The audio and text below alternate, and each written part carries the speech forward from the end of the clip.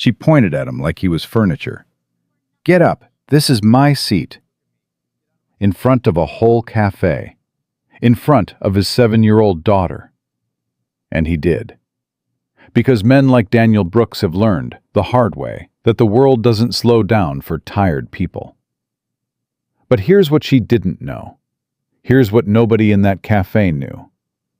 The man she just humiliated, he built the very foundation she's standing on. And today, that foundation is about to crack. Drop your city in the comments right now. Let me see how far this story travels. And if you believe respect costs nothing, hit subscribe. You're going to want to see how this ends. The coffee was already cold. Daniel Brooks noticed that first. The way the steam had stopped rising from the paper cup. The way the thin cardboard felt lukewarm against his palm. He'd bought it 40 minutes ago, right when the cafe opened, using the last $4.37 he had until Friday. He hadn't touched it yet. He'd been too focused on his daughter. "Daddy, the E is silent?" Sophie looked up from the worksheet, her pencil hovering over the word believe, her small face twisted in the particular kind of concentration that only 7-year-olds are capable of. Eyebrows together, lips pressed into a line, like she was trying to solve a national security crisis. "The E at the end is always silent," Daniel said, leaning over. "But the one in the middle? That one does the work." "That's not fair." A lot of things in English aren't fair. She wrote it out carefully, pressing the pencil hard into the paper the way she always did, like she was trying to make sure the letters couldn't escape. Daniel watched her and felt that ache he always felt. The one that lived somewhere between his sternum and his throat. The one that had no medical name, but every father he'd ever met seemed to carry without speaking about it. The ache of wanting more for someone than you currently have the power to give. The cafe around them was filling up fast. Monday morning in Midtown Manhattan moved like a current. People streaming in through the glass door with their earbuds and their laptop bags, and their practiced expressions of mild urgency, the city's unofficial uniform. Daniel had gotten to the grind early, specifically to avoid this. He'd found the small table near the back corner, the one with the slightly wobbly leg that nobody else ever wanted, and settled Sophie in with her breakfast sandwich and her second-grade homework packet, and connected his old laptop to the Wi-Fi before the morning rush could crowd them out. He needed the Wi-Fi. That was the truth of it. The plain, unglamorous truth that he'd stopped feeling embarrassed about somewhere around month 8 of this particular stretch of his life. The apartment didn't have internet. It had heat, barely, and running water, and a lock on the door, which was 3 more things than some people had, and Daniel reminded himself of that regularly. But it didn't have Wi-Fi. So on mornings before his janitor shift at the office building 2 blocks east, he brought Sophie here, bought the cheapest thing on the menu to earn the right to sit, and they did homework together at the wobbly table while the city woke up around them. It wasn't dignity, exactly, but it wasn't nothing. "Can I have the last piece?" Sophie pointed at the remaining half of the egg sandwich on the wax paper between them. "It's yours. I already ate." He hadn't eaten, but she didn't need to know that. She grabbed the sandwich with both hands and took a bite that was too large for her mouth, and then grinned at him with her cheeks full. And for a moment, just a moment, the ache in his chest released its grip entirely, and Daniel Brooks laughed. A real laugh. The quiet kind. The kind that doesn't need an audience. That was when the door opened. He didn't notice her at first. Why would he? He was watching his daughter try to swallow a bite of sandwich that was defeating her. He was half listening to the cafe's low hum of conversation and the sharp punctuation of the espresso machine and the ambient sound of a Monday morning doing what Monday mornings do. He wasn't watching the door, but the cafe noticed. That was the thing about certain people. They had a way of changing the temperature of a room just by entering it. Not warmth, just pressure. the subtle, immediate awareness that someone important had arrived and expected to be recognized as such. Her name was Victoria Kane. She was 32 years old. She was wearing a charcoal blazer over a cream blouse that probably cost more than Daniel's monthly rent.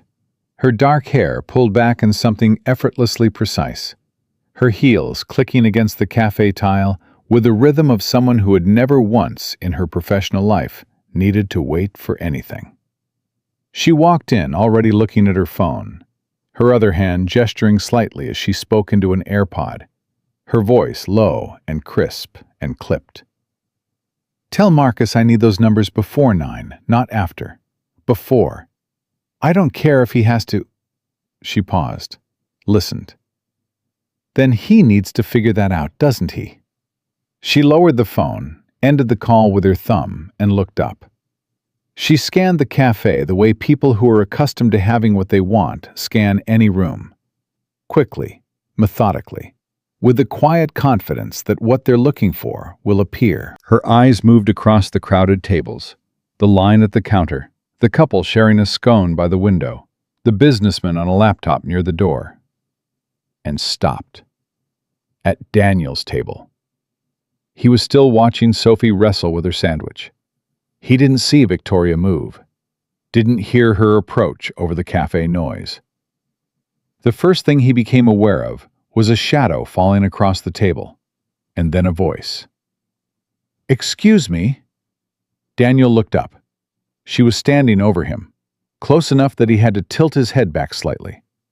Her expression was the particular kind of polite that isn't actually polite.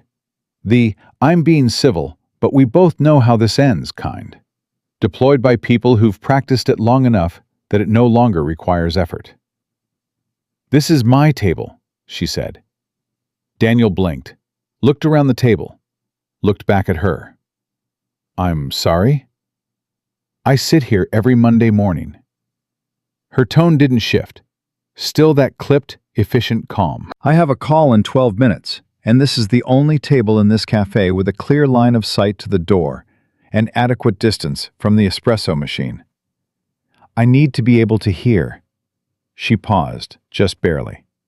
"So I'm going to need you to move." The cafe, as cafes sometimes do, went a few degrees quieter in their immediate vicinity. Not silent. The espresso machine kept going. The conversations kept flowing. But in the small radius around their table, people were paying attention. Daniel could feel it the way you feel a wind change. Sophie had stopped chewing. She was looking at the woman with wide, uncertain eyes. Not frightened exactly, but that particular stillness children have when the adults around them are doing something confusing. Daniel looked at his daughter, then back at Victoria Kane. He spoke quietly. "We got here before the rush. There's no reservation on the table." "I'm not talking about a reservation." She still hadn't raised her voice. That was the thing. She didn't need to. Her certainty did the work for her. "I'm talking about the fact that I come here every Monday morning. I sit at this table, and everyone who works here knows that. Ask them." As if on cue, the young barista behind the counter, a kid named Marcus, probably 19, with a septum piercing and the expression of someone trying very hard not to become involved in whatever was happening, looked away. That told Daniel everything. He took a breath.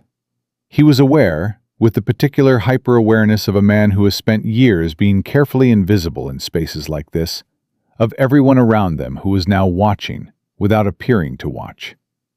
The woman on the laptop 2 tables over, the pair of men in suits by the window, the older gentleman nursing his coffee at the counter, all of them watching, waiting to see what the man in the worn jacket was going to do. He was 35 years old. He had a degree in computer science from Carnegie Mellon. He had once, in another life, built something that a room full of venture capitalists had called generational technology. He had sat in boardrooms. He had presented to investors. He had been, at one point in his life, exactly the kind of person who walked into a cafe and the temperature of the room changed. That was a long time ago. "Daddy?" Sophie's voice was small. He looked at her.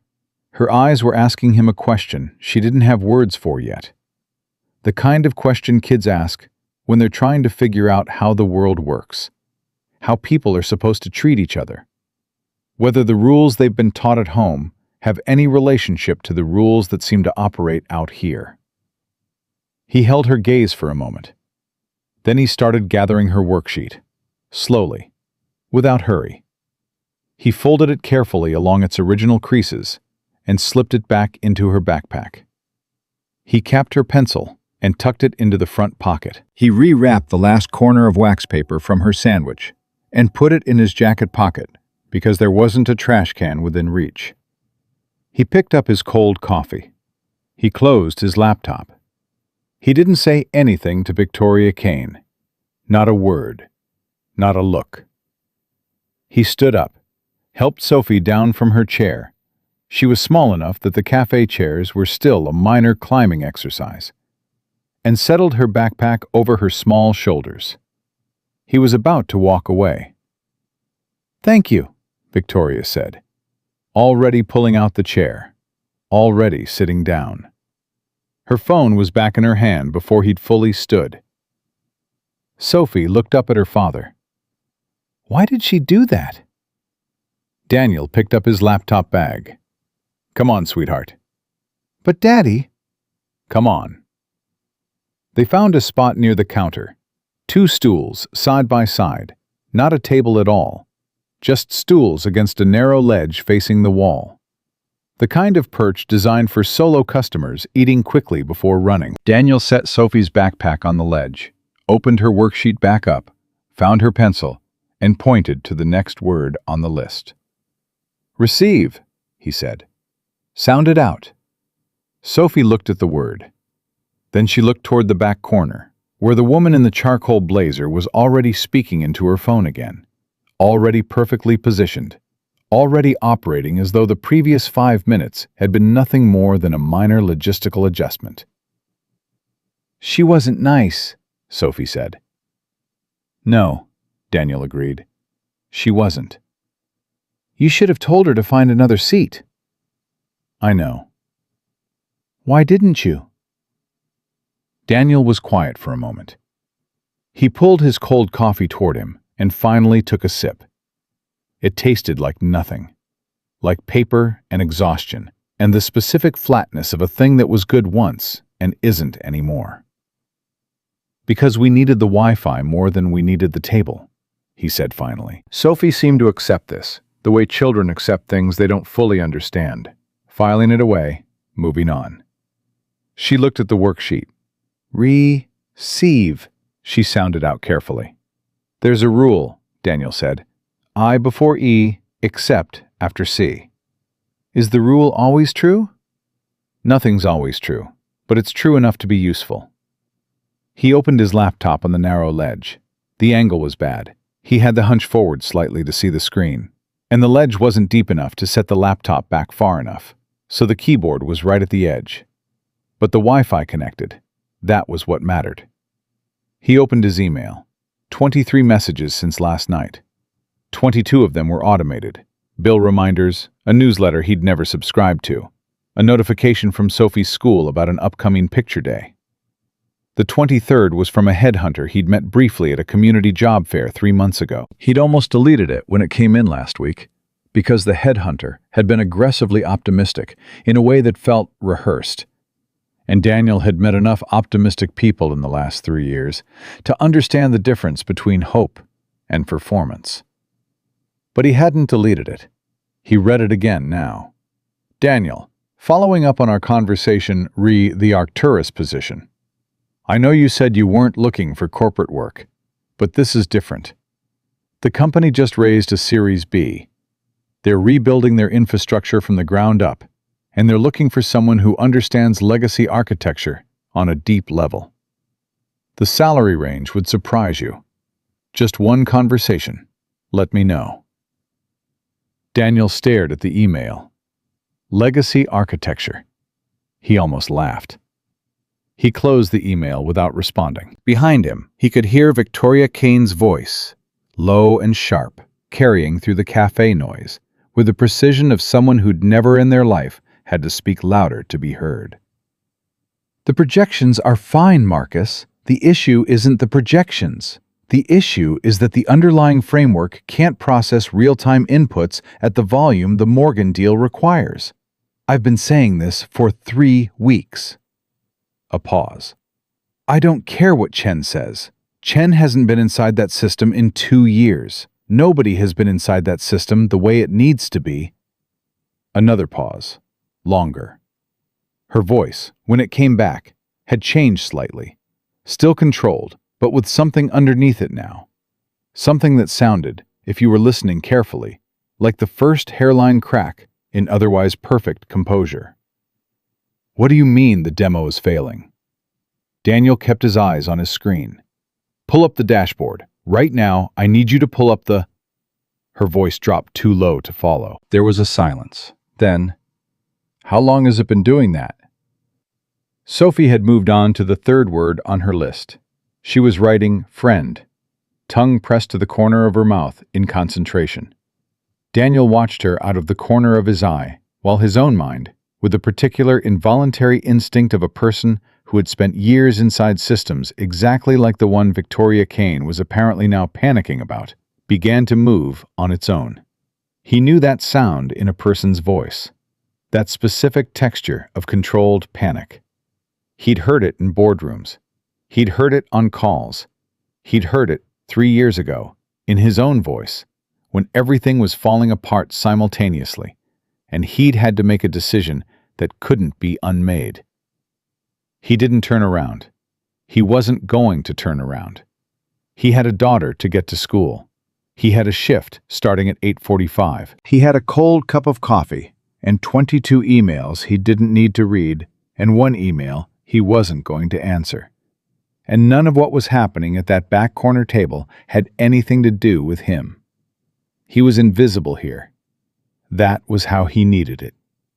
That was how he'd built his entire life in this city. Carefully, deliberately invisible.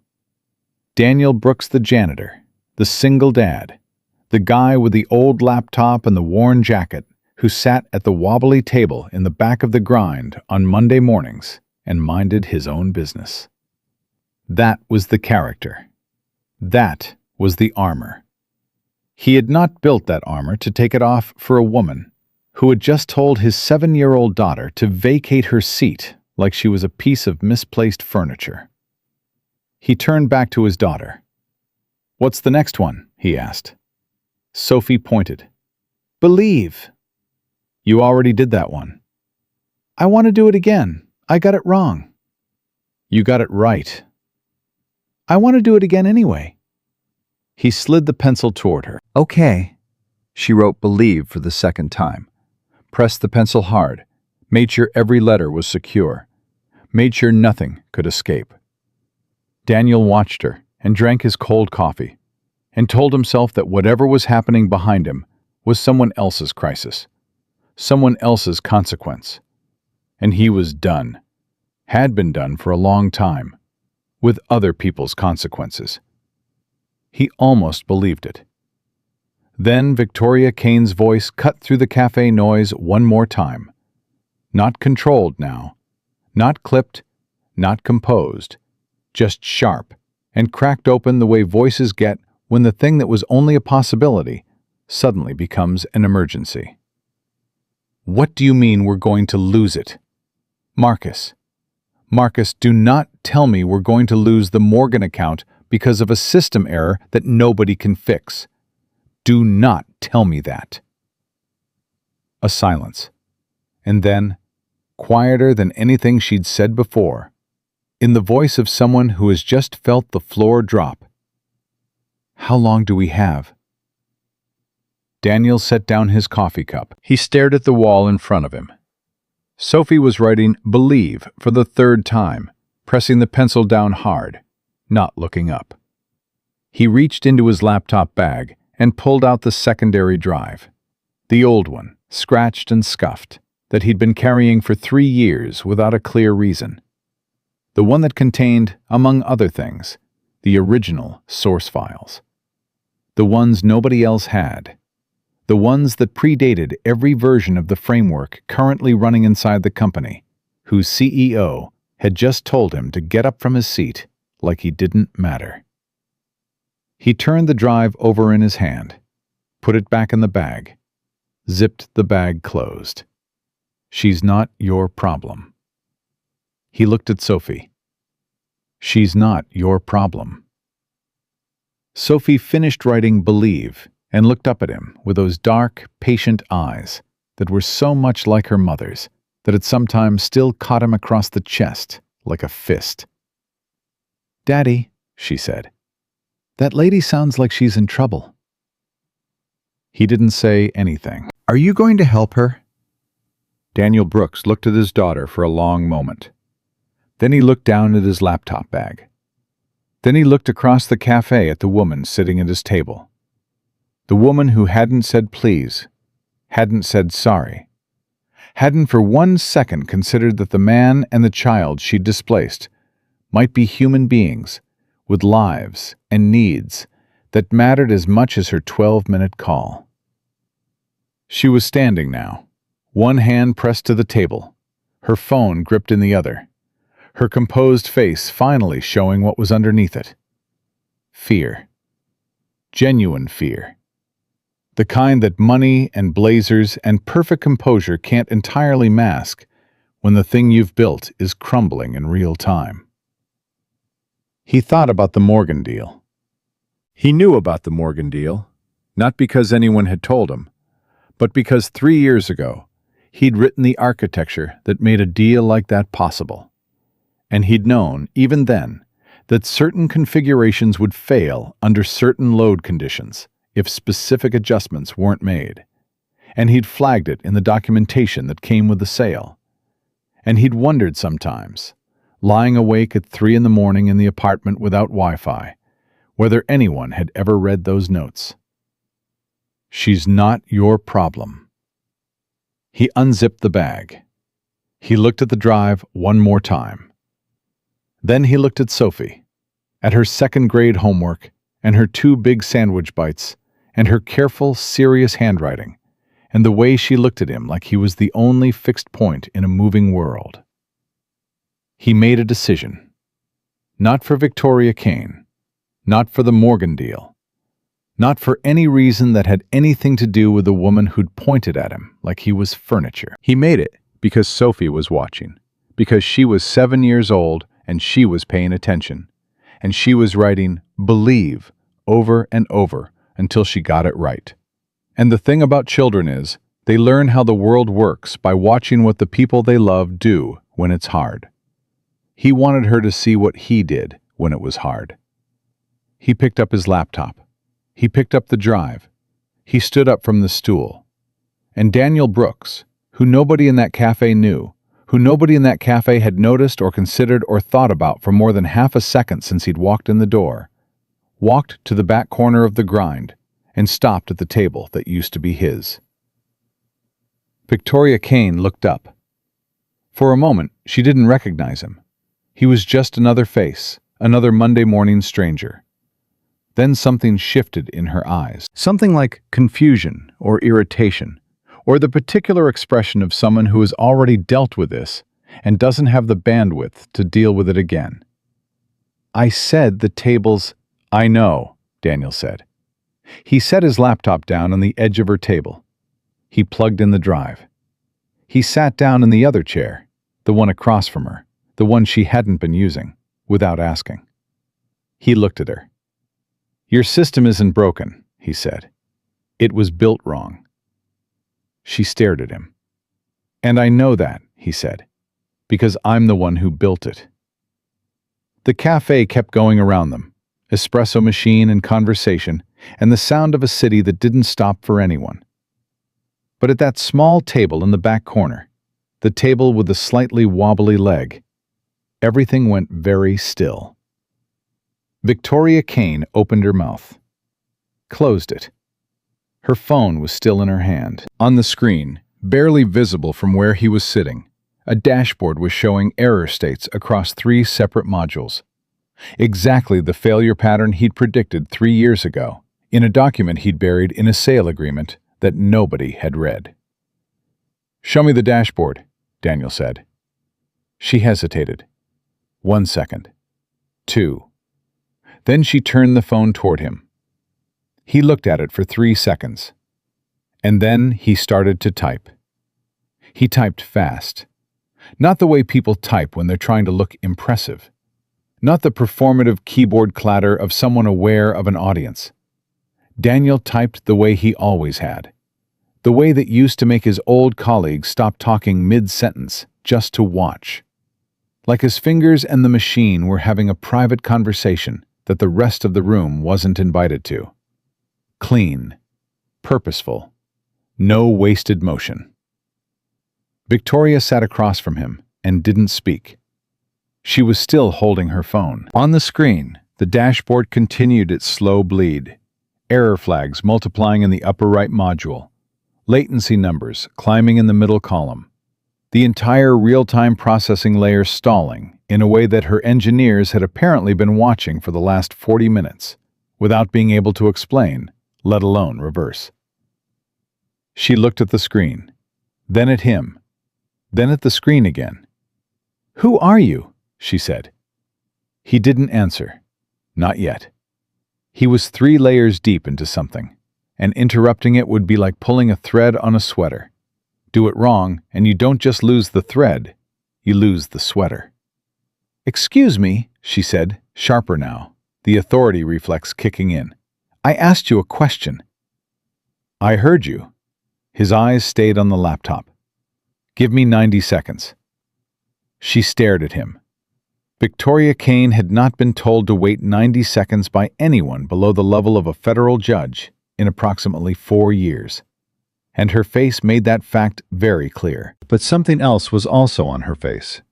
Something she was working hard to keep underneath the annoyance and the confusion and the general offense of being told to wait. She looked at the dashboard. She looked at the numbers. She waited. 30 seconds in, the first error flag cleared. She noticed. He saw her notice. A small tightening of attention. The way someone's eyes change when they see something that shouldn't be possible. She leaned forward almost involuntarily, tilting the phone screen toward herself, and then toward him, and then back again, like she wasn't sure which angle would make more sense of what she was seeing. 60 seconds. 2 more flags cleared. The latency numbers in the middle column began slowly to correct. "That's not," she started. "Possible?" He hit one more command. "It is if you know where the original breakpoint was."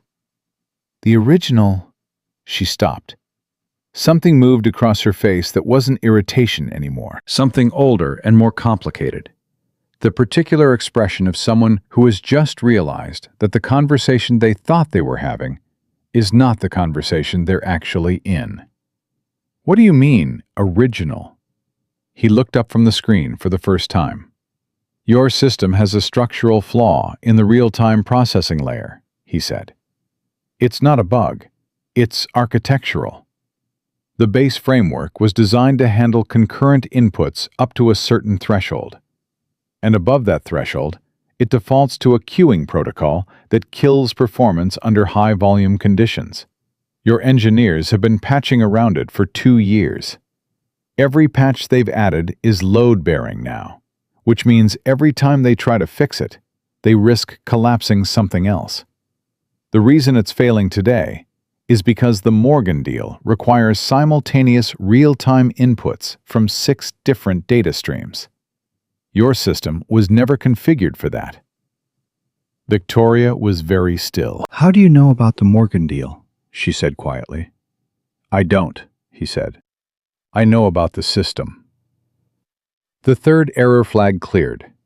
The dashboard, which 60 seconds ago had looked like the vital signs of something dying, was stabilizing with the visible, almost physical relief of a machine that had been holding its breath and could finally let it go.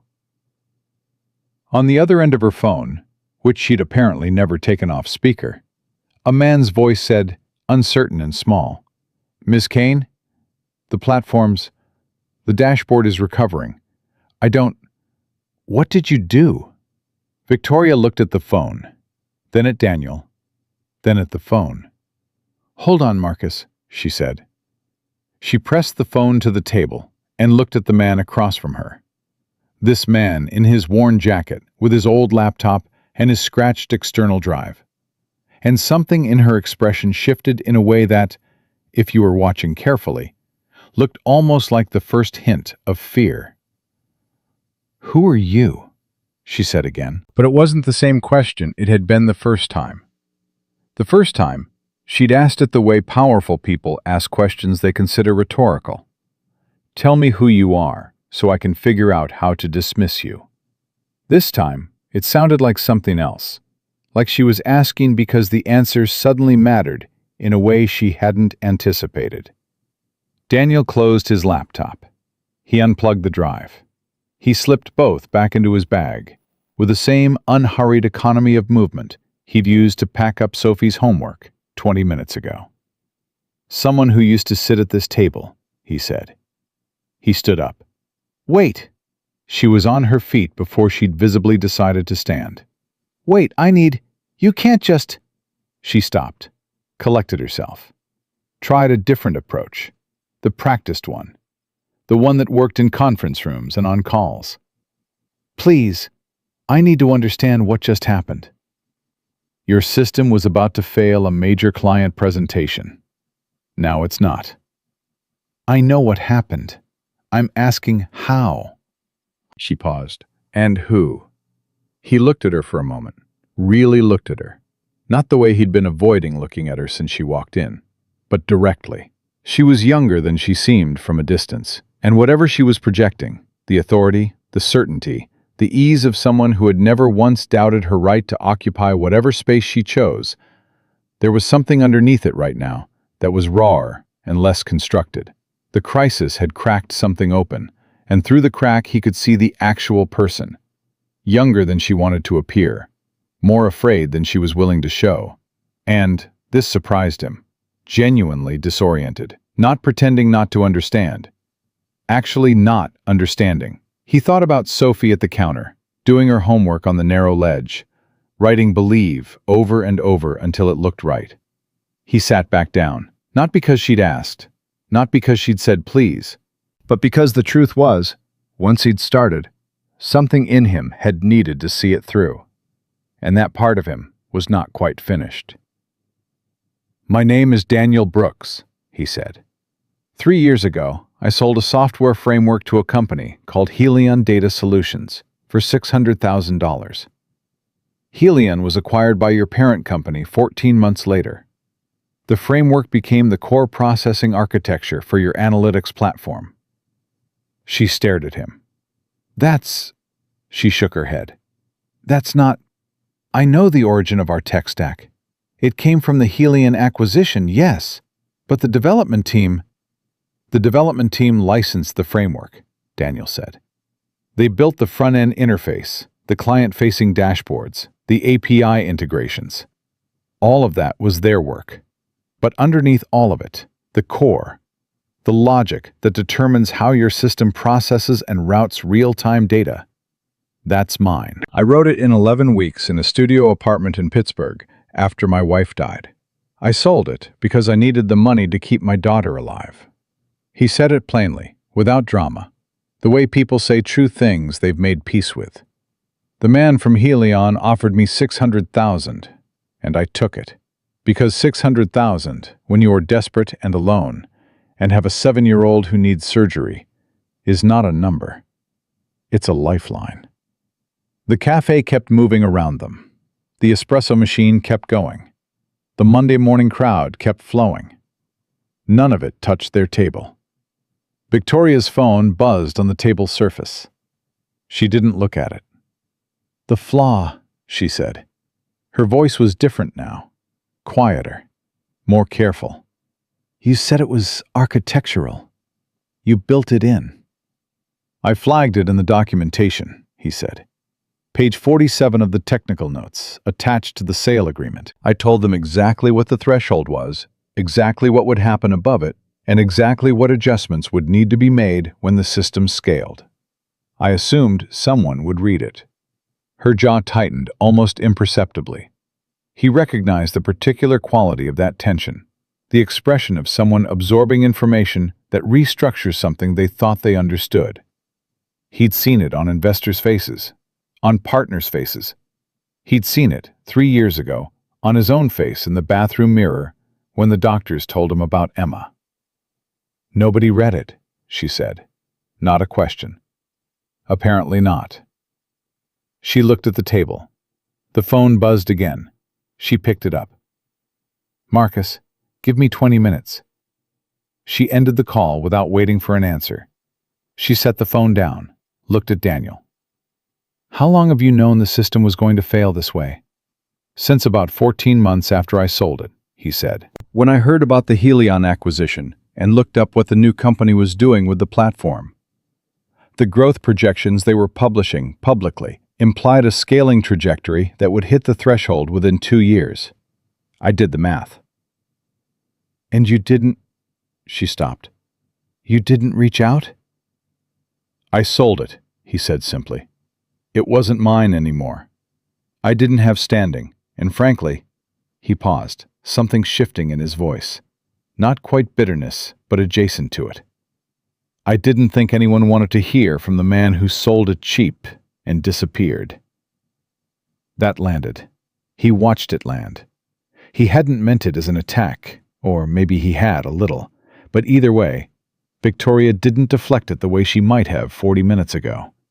She absorbed it. He could see her absorbing it, the way she'd absorb a balance sheet with a number on it that didn't reconcile.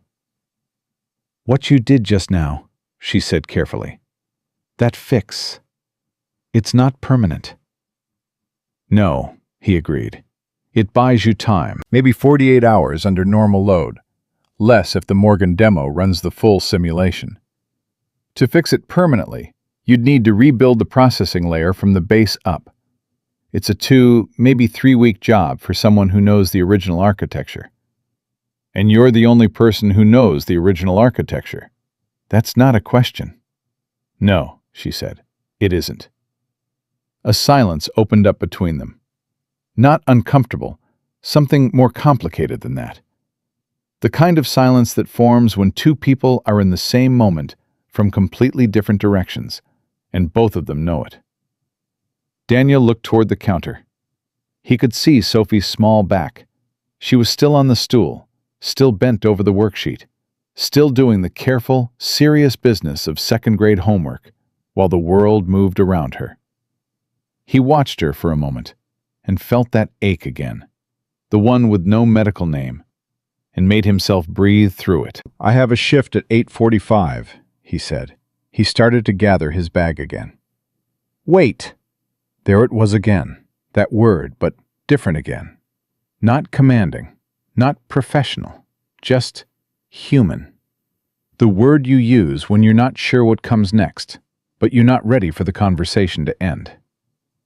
"Please wait, just—" She pressed her fingertips to the table. "I need to say something."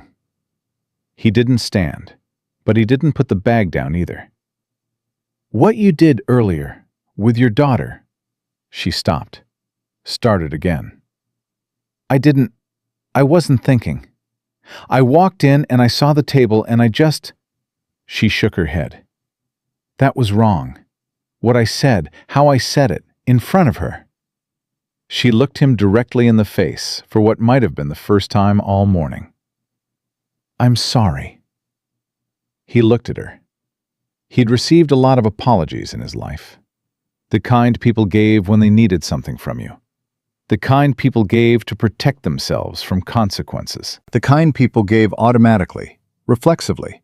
The way you say fine when someone asks how you are.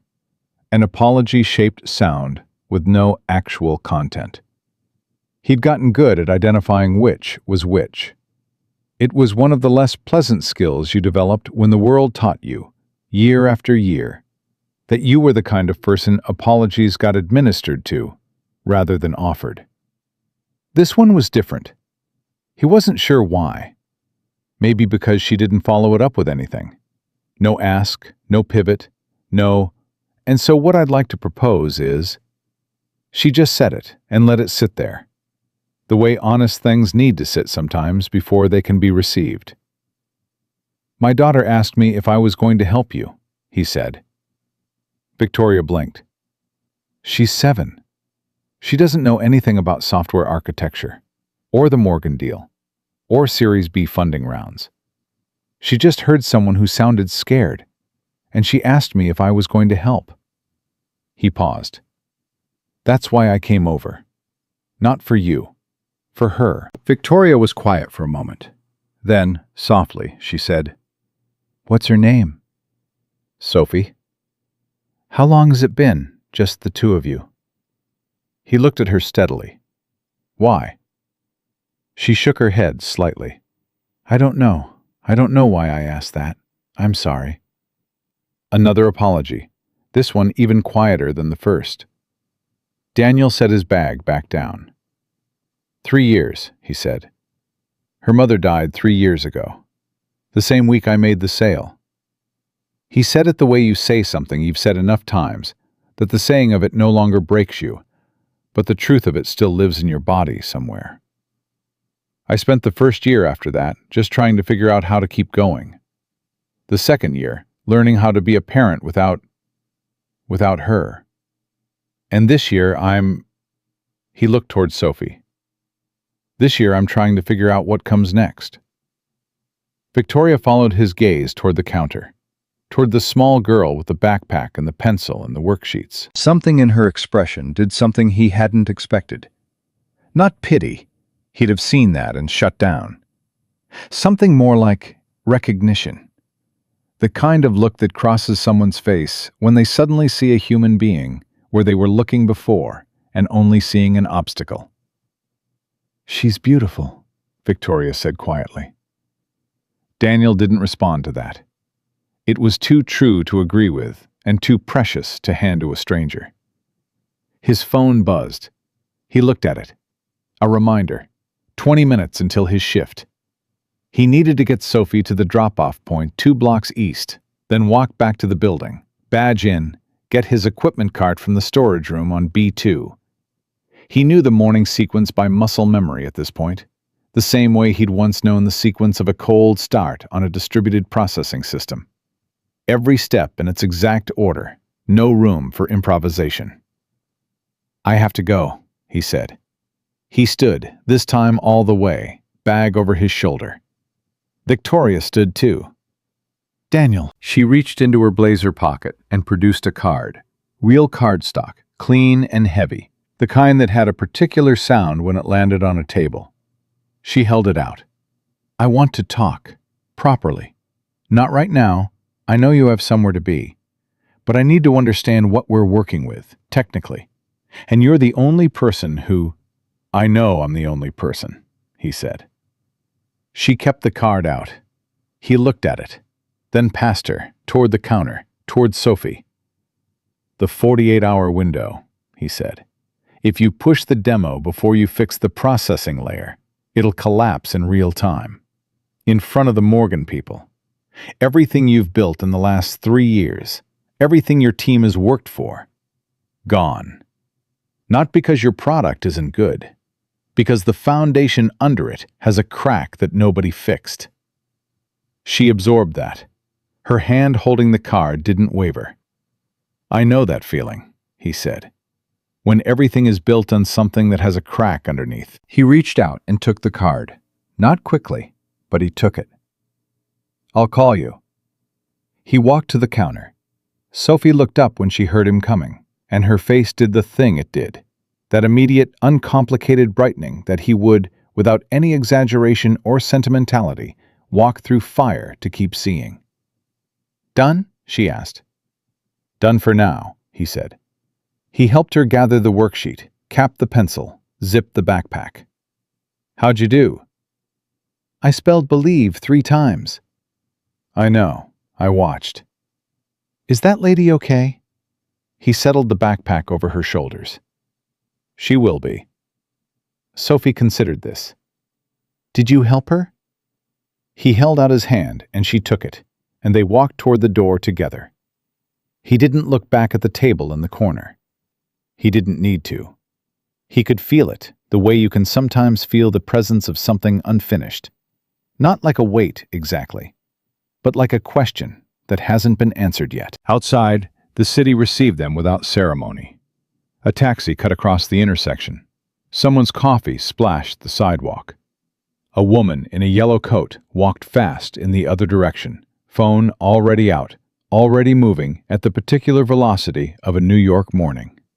Invisible to everyone, two more bodies in the flow, a man and a girl, holding hands across the difference in their heights. Sophie tugged his hand. Daddy? Yeah? When I grow up, I want to know how to fix things like you do. He looked down at her. Things like what? He asked. Important things, she said, completely seriously, the way she said everything. Things that other people can't figure out. He kept walking. Then pay attention, he said, to everything, even the things that look boring. The boring parts are usually where the real problem is hiding. She nodded like she was filing this away, the way she filed everything, carefully, in the right folder, for retrieval later.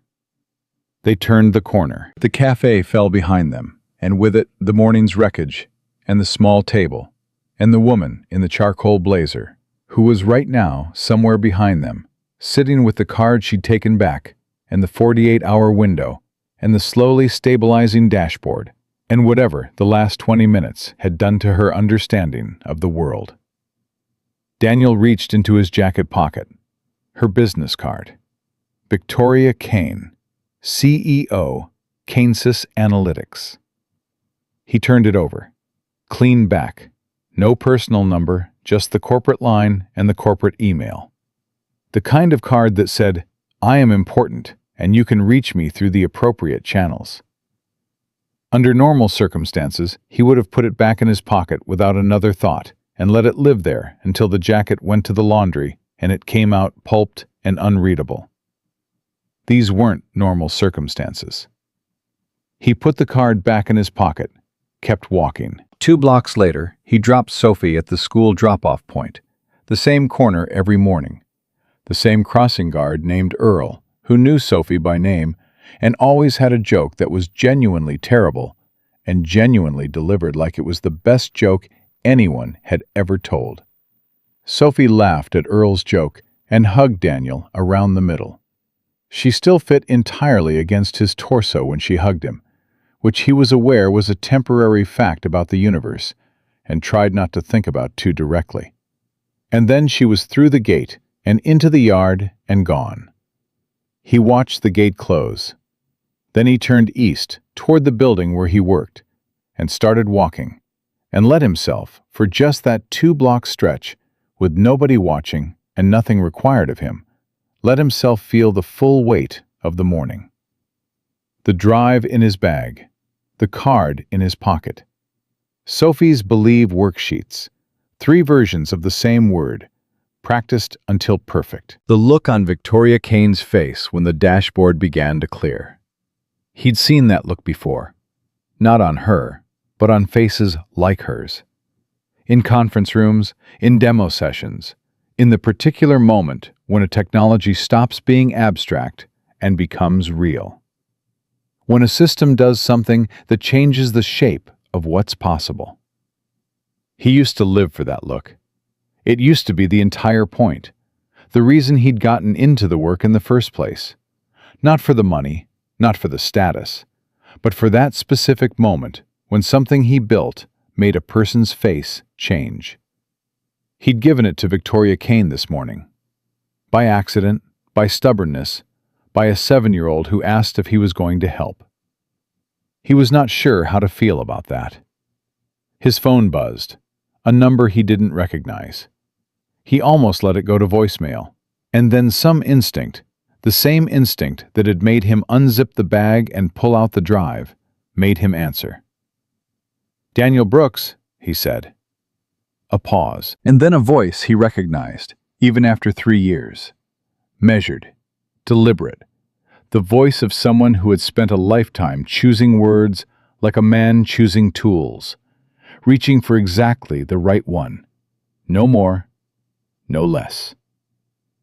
Daniel. A pause.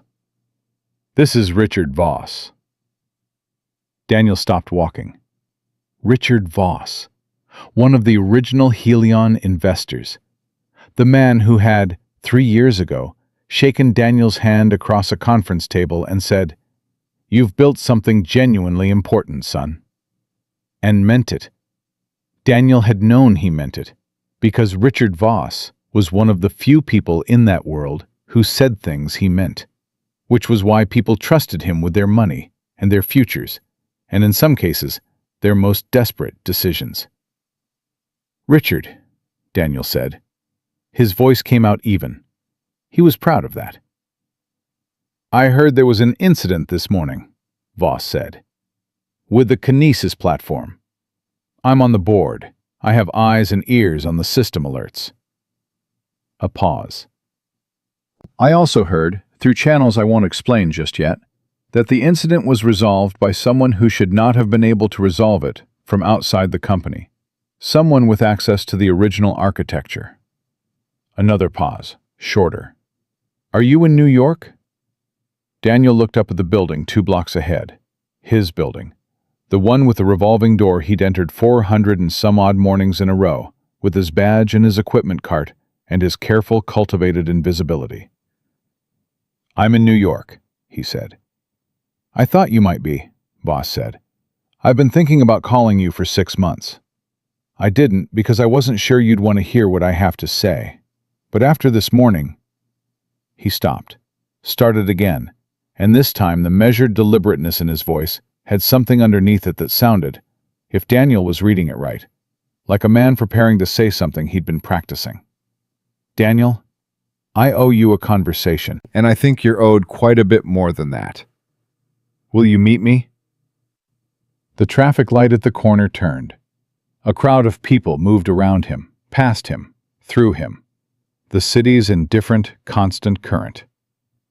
Daniel stood still in the middle of it. And for the first time in 3 years, he felt something that wasn't the ache. Something that felt cautiously and without fanfare, like the first movement of something new. "When?" he said. "Tonight," Voss said. "If you're free." Daniel almost laughed at that. If you're free. As though his evenings were occupied by anything other than Sophie's bath time and her bedtime story, and the quiet of the apartment where he sat afterward and wondered what the next year was going to look like. And the year after that. "I'm free," he said. "Good," said Richard Voss. "There are people who need to understand what they have, and you're the only person who can make them understand it." The light changed again. Daniel started walking, the card in his pocket, the drive in his bag. Sophie's handwriting in his mind. Believe, believe, believe, pressed hard into the paper 3 times until it was exactly right. He kept walking. Richard Voss hung up before Daniel could think of anything else to say, which was probably intentional. The man had always known when to end a conversation, when to leave the silence doing the work so the other person couldn't fill it with doubt. Daniel stood on the corner for another 3 seconds, phone still at his ear, and then he put it in his pocket and kept walking. The building was a 40-story glass tower on 47th that housed, among other things, a mid-size law firm, 2 hedge funds, a lobbying outfit that didn't advertise what it lobbied for, and the regional offices of a pharmaceutical company whose name appeared regularly in the business section. Daniel had cleaned the floors of all of them. He knew the carpet patterns on every level, knew which partners left their lights on all night, knew that the hedge fund on the 31st floor had a mini fridge that someone restocked every Tuesday with the same brand of sparkling water, knew that the paralegal on the 14th floor cried quietly in the women's restroom every Thursday around 2 in the afternoon, and had been doing so for 8 months. He knew all of this, the way invisible people know things, through presence without recognition, through being in every room without being seen in any of them. He badged in at 8:43, 2 minutes early. "Morning, Dan." The security guard at the front desk, a heavy-set man named Gerald, who wore the same expression of mild, philosophical exhaustion every single day of his working life, lifted 2 fingers without looking up from his phone. "Morning, Gerald." "Cold out?" "Getting warmer."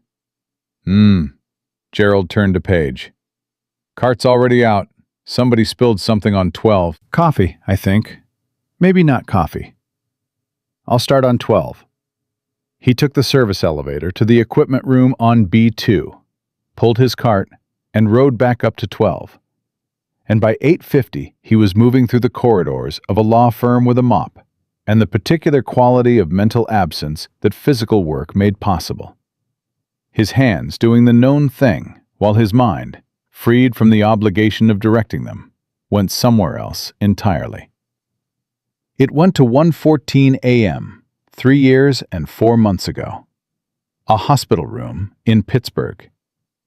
The specific quality of light in a hospital at that hour.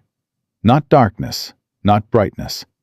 Something in between that belonged entirely to those rooms and that time, and the particular kind of waiting that happened in them. Emma's hand in his. Sophie, asleep in the chair in the corner, too young to understand what waiting meant, and too loved to be sent away. The doctors had been honest with him, in the way that good doctors are honest. Carefully, with precision, without cruelty. Telling him the shape of what was coming, without pretending it had a different shape. He had walked out of that room at 2 in the morning and called the Helion rep. He hadn't planned to. He'd been holding that call off for 6 weeks, because he'd known, the way you know things you don't want to know, that once he made it, something was finished. But at 2 in the morning, outside a hospital room, with Emma asleep inside, and Sophie asleep in the corner, and the bills that had already been coming for 4 months arranged in a stack on the kitchen table at home like a slow-motion disaster, he'd taken out his phone and he'd called. $600,000. The Helion rep had offered $450. Daniel had said $600. The rep had said he'd have to check with. Daniel had said $600, or he'd take it elsewhere. And the rep had said, "Let me call you back." And called back in 11 minutes and said, $600, done. We'll have papers to you by Friday. It had felt like selling a piece of himself. Specifically, the piece that had believed, for the first decade of his adult life, that what he built mattered. That the work had meaning beyond the transaction. That he was the kind of person who made things that lasted. He mopped the corridor on 12 and tried not to think about what the Morgan deal was worth. What the platform built on his architecture had generated in the 3 years since the acquisition. He'd looked it up once, about 18 months ago, on a night when Sophie was asleep and the apartment was quiet, and he'd made the mistake of letting himself look. The numbers had been large enough that he'd closed the browser tab and not opened it again. $600,000 for the thing that was now carrying a potential $700 million deal. He mopped. He moved the cart. He did not let himself do the math. At 11:30, his phone buzzed. An unknown number, different from the one Voss had called from. He almost ignored it. His hands were occupied, and his mind was in a better place now. The clean, empty place that physical work produced, and he didn't want to leave it. He answered anyway. "Mr. Brooks?" Her voice, clipped as ever, but something underneath it that hadn't been there this morning. "It's Victoria Kane." He stopped the cart. "How did you get this number?" "Richard Voss," she said. He absorbed that. "Voss called you." Voss called me 20 minutes after I left the café, she said. He told me who you were. Or, he told me who you are. There's apparently a distinction he felt was important. A pause. He also told me that you agreed to meet him tonight, and that whatever he has to say to you, he thinks I should be in the room for it. Daniel leaned against the corridor wall. And what do you think? He said. A silence, longer than her silences usually were. I think, she said finally, that I have spent 3 years running a company on a foundation I didn't understand, and that this morning I found out the foundation has a crack in it, and the only person who can explain why and how is someone I treated— She stopped. Not well. He waited.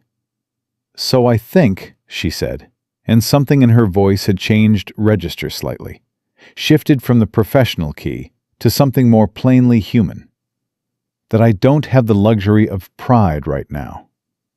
And I think you deserve to hear whatever Richard has to say in the same room I hear it. That's what I think.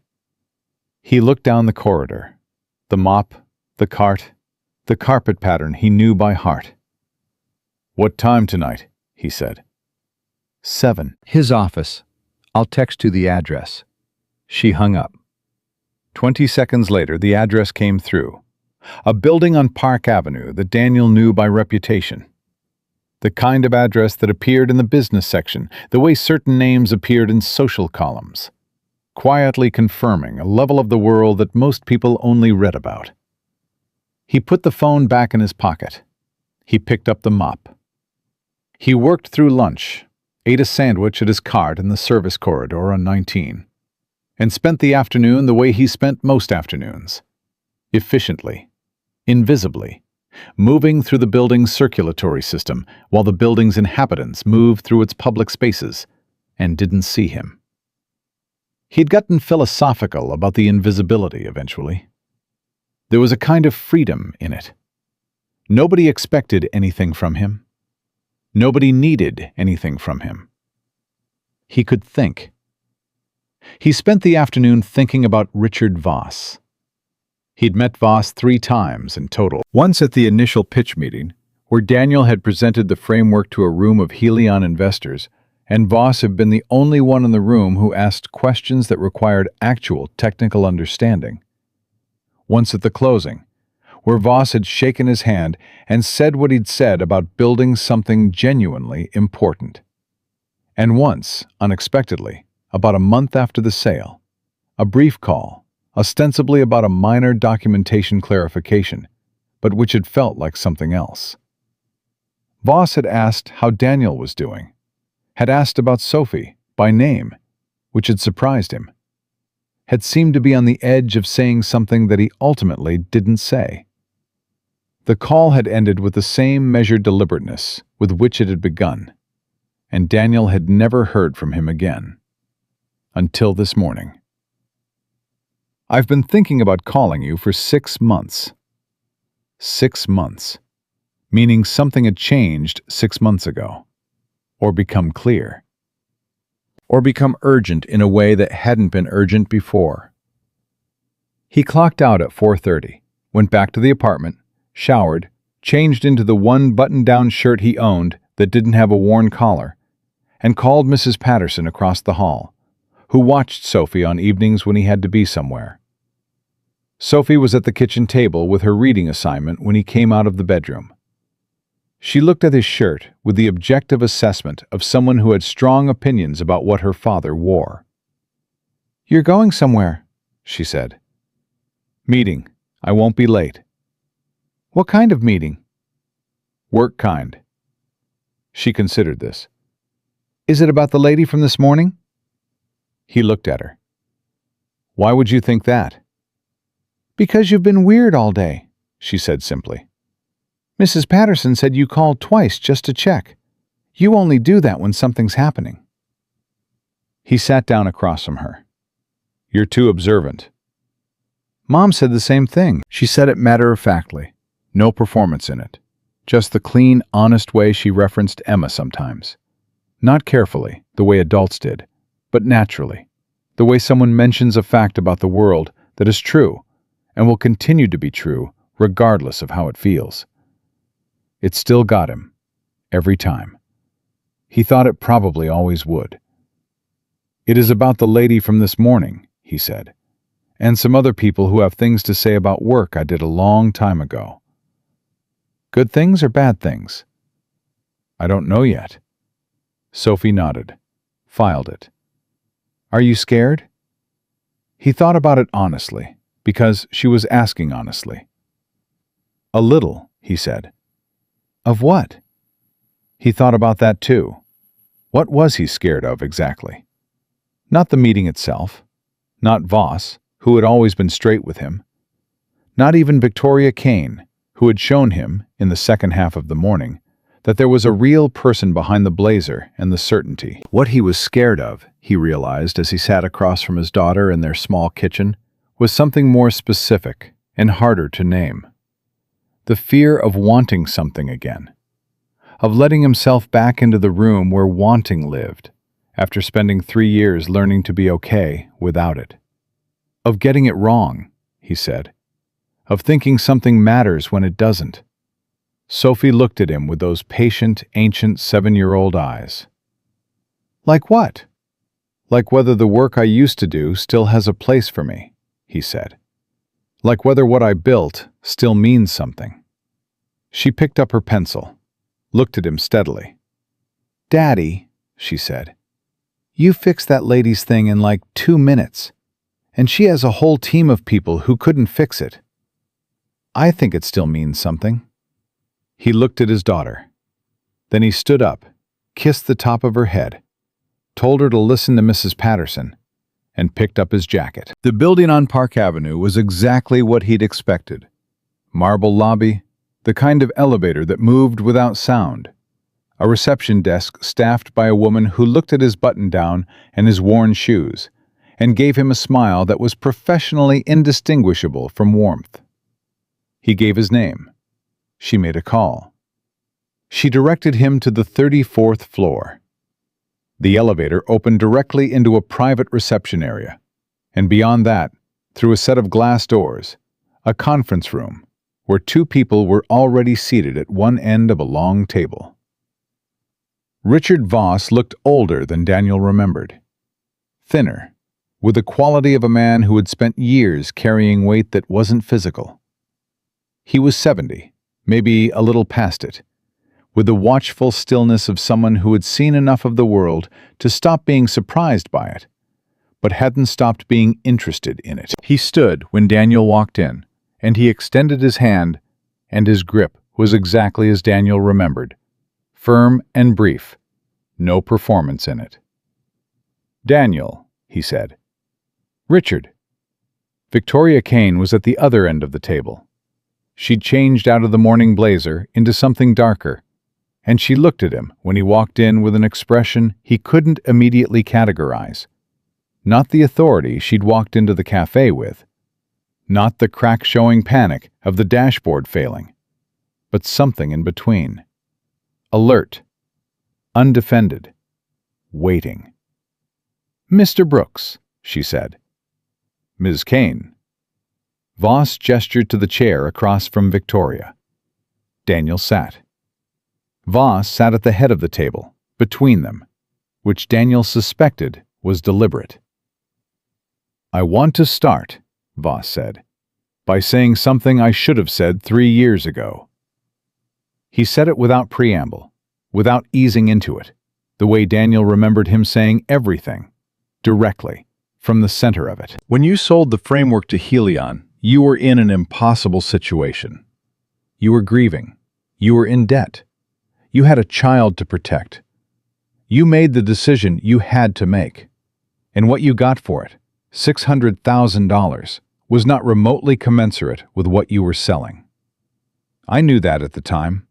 I said something about it internally and was overruled. I should have pushed harder. I didn't, and that is something I've had to sit with." The room was very quiet. Daniel looked at him. "Why are you telling me this now?" Because of what's about to happen, Voss said. He reached to the side and opened a folder, slid a single page across the table. 6 months ago, Canisius entered preliminary discussions with a private equity group about a full acquisition. The valuation they're working from is based primarily on the analytics platform, which is to say, based primarily on your architecture. The deal, if it closes, is projected at $1.2 billion. Daniel looked at the page. The number was there, in a clean font, attached to several other numbers he recognized as being precisely what you'd expect from a company running his framework at enterprise scale. 1.2 billion. He set the page back down. The Morgan deal, he said. The 700 million. That's not a client contract. It's a performance benchmark, Voss said. The PE group wants to see the platform handle a real-time data load at enterprise volume before they'll sign. Morgan is the test. If the demo succeeds, the acquisition moves forward. If it fails, he paused. Victoria. Victoria had been watching Daniel read. She leaned forward now. If it fails, the PE group walks. The acquisition doesn't close. The company is not in a position to survive that outcome independently. We've been running growth stage losses for 18 months on the assumption that the acquisition would close. Without it, she stopped, started again. 240 people lose their jobs, including a team that has spent 3 years building something they believe in. Daniel sat with that for a moment. And this morning, he said slowly, the system showed you it can't handle the load. The system showed us it can't handle the load as it currently exists, Victoria said. What you did this morning bought us time. You said 48 hours. The demo is in 36. Daniel looked at Voss. What exactly are you asking me? Voss folded his hands on the table. We're asking you to do what you did this morning, but completely. Not a patch, a rebuild of the processing layer, the permanent fix. That's a 2 to 3 week job. We have 36 hours. Daniel almost stood up. The reflex was physical, the body's way of registering what the brain was still processing. He caught himself, pressed his palms flat to the table, and breathed. That's not... He stopped. You understand what you're asking. We understand it's not a reasonable ask, Victoria said. Her voice was level, but he could hear what was underneath it. Not manipulation, not the authority he'd heard in the café. Something raw. We understand what we're asking you to do is extraordinary, and that we have no right to ask it, and that the situation we're in is... She paused. A consequence of decisions that should have been made differently. The documentation, he said. Page 47. Nobody read it, she said. I know. I went back and looked this afternoon. It's there, all of it. Exactly what you described. Exactly the warning you left. It was filed in the acquisition documents and never reviewed. She held his gaze. That's on us. That is entirely on us. Daniel looked at the table. The page with the number on it was still in front of him. 1.2 billion. Built on something he'd written in 11 weeks in a studio apartment while his wife was dying, for $600,000, because he'd had no other choice. What are you offering? He said. Voss and Victoria exchanged a look. Then Voss reached back into the folder and slid a second page across the table. This one had several paragraphs and a number at the bottom. Daniel read it. He read it again. He set it down and looked at Voss. This is equity. 3.5%, Voss said. Post-acquisition, at the PE firm's valuation. Contingent on the demo succeeding and the deal closing. Daniel did the math in his head. He didn't mean to. It just happened, the way his mind had always processed numbers. Automatically and immediately, without being asked. 3.5% of $1.2 billion was $42 million. He thought about the apartment without Wi-Fi. He thought about the stack of bills on the kitchen table. He thought about the cold coffee and the wobbly table and Sophie's sandwich. He thought about Emma. "And if the deal doesn't close," he said. "Then none of it exists," Victoria said. "Which is true with or without your involvement. Without you, the deal definitely doesn't close. With you," she paused. "I won't lie to you. It's still not certain. But it's possible." He looked at her. "You walked into a café this morning and told me to get up from my seat." She didn't flinch. "Yes. In front of my daughter." "Yes." The word came out even, absorbing the weight of it fully. "And if there were a way to undo that, I would. But there isn't. So all I can tell you is that it happened, and that I'm aware of what it says about who I was this morning, and that I'd like—" She stopped, reconsidered the words. "I want to be different than I was this morning. I want that to mean something other than just saying it." The room was very still. Daniel thought about Sophie asking him if he was scared, about telling her yes, about her looking at him with those eyes and saying she thought it still meant something.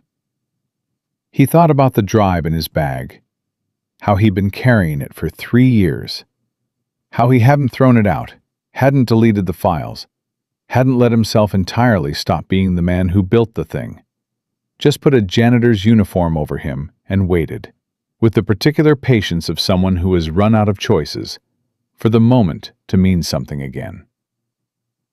"I need something else," he said. Voss waited.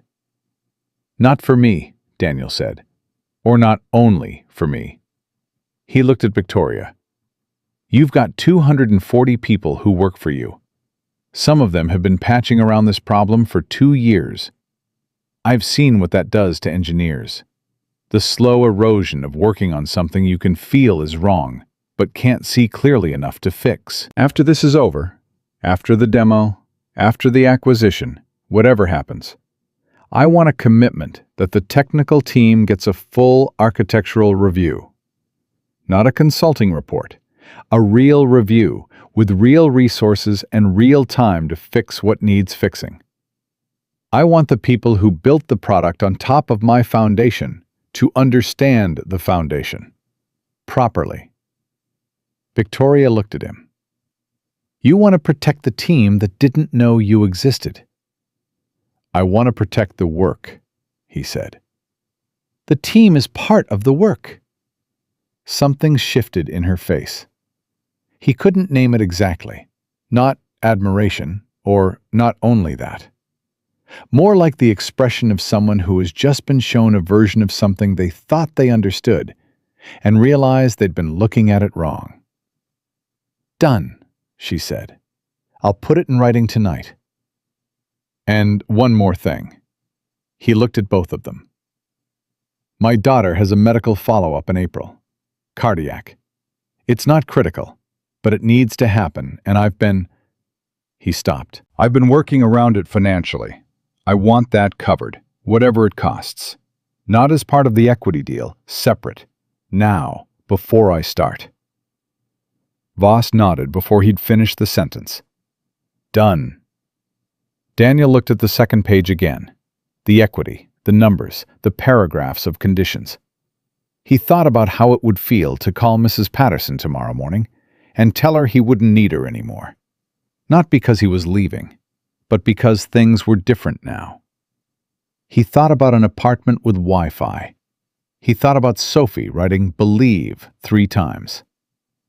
Then he thought about what 36 hours actually meant. What rebuilding a processing layer in 36 hours actually required. He'd never done anything that compressed in his life.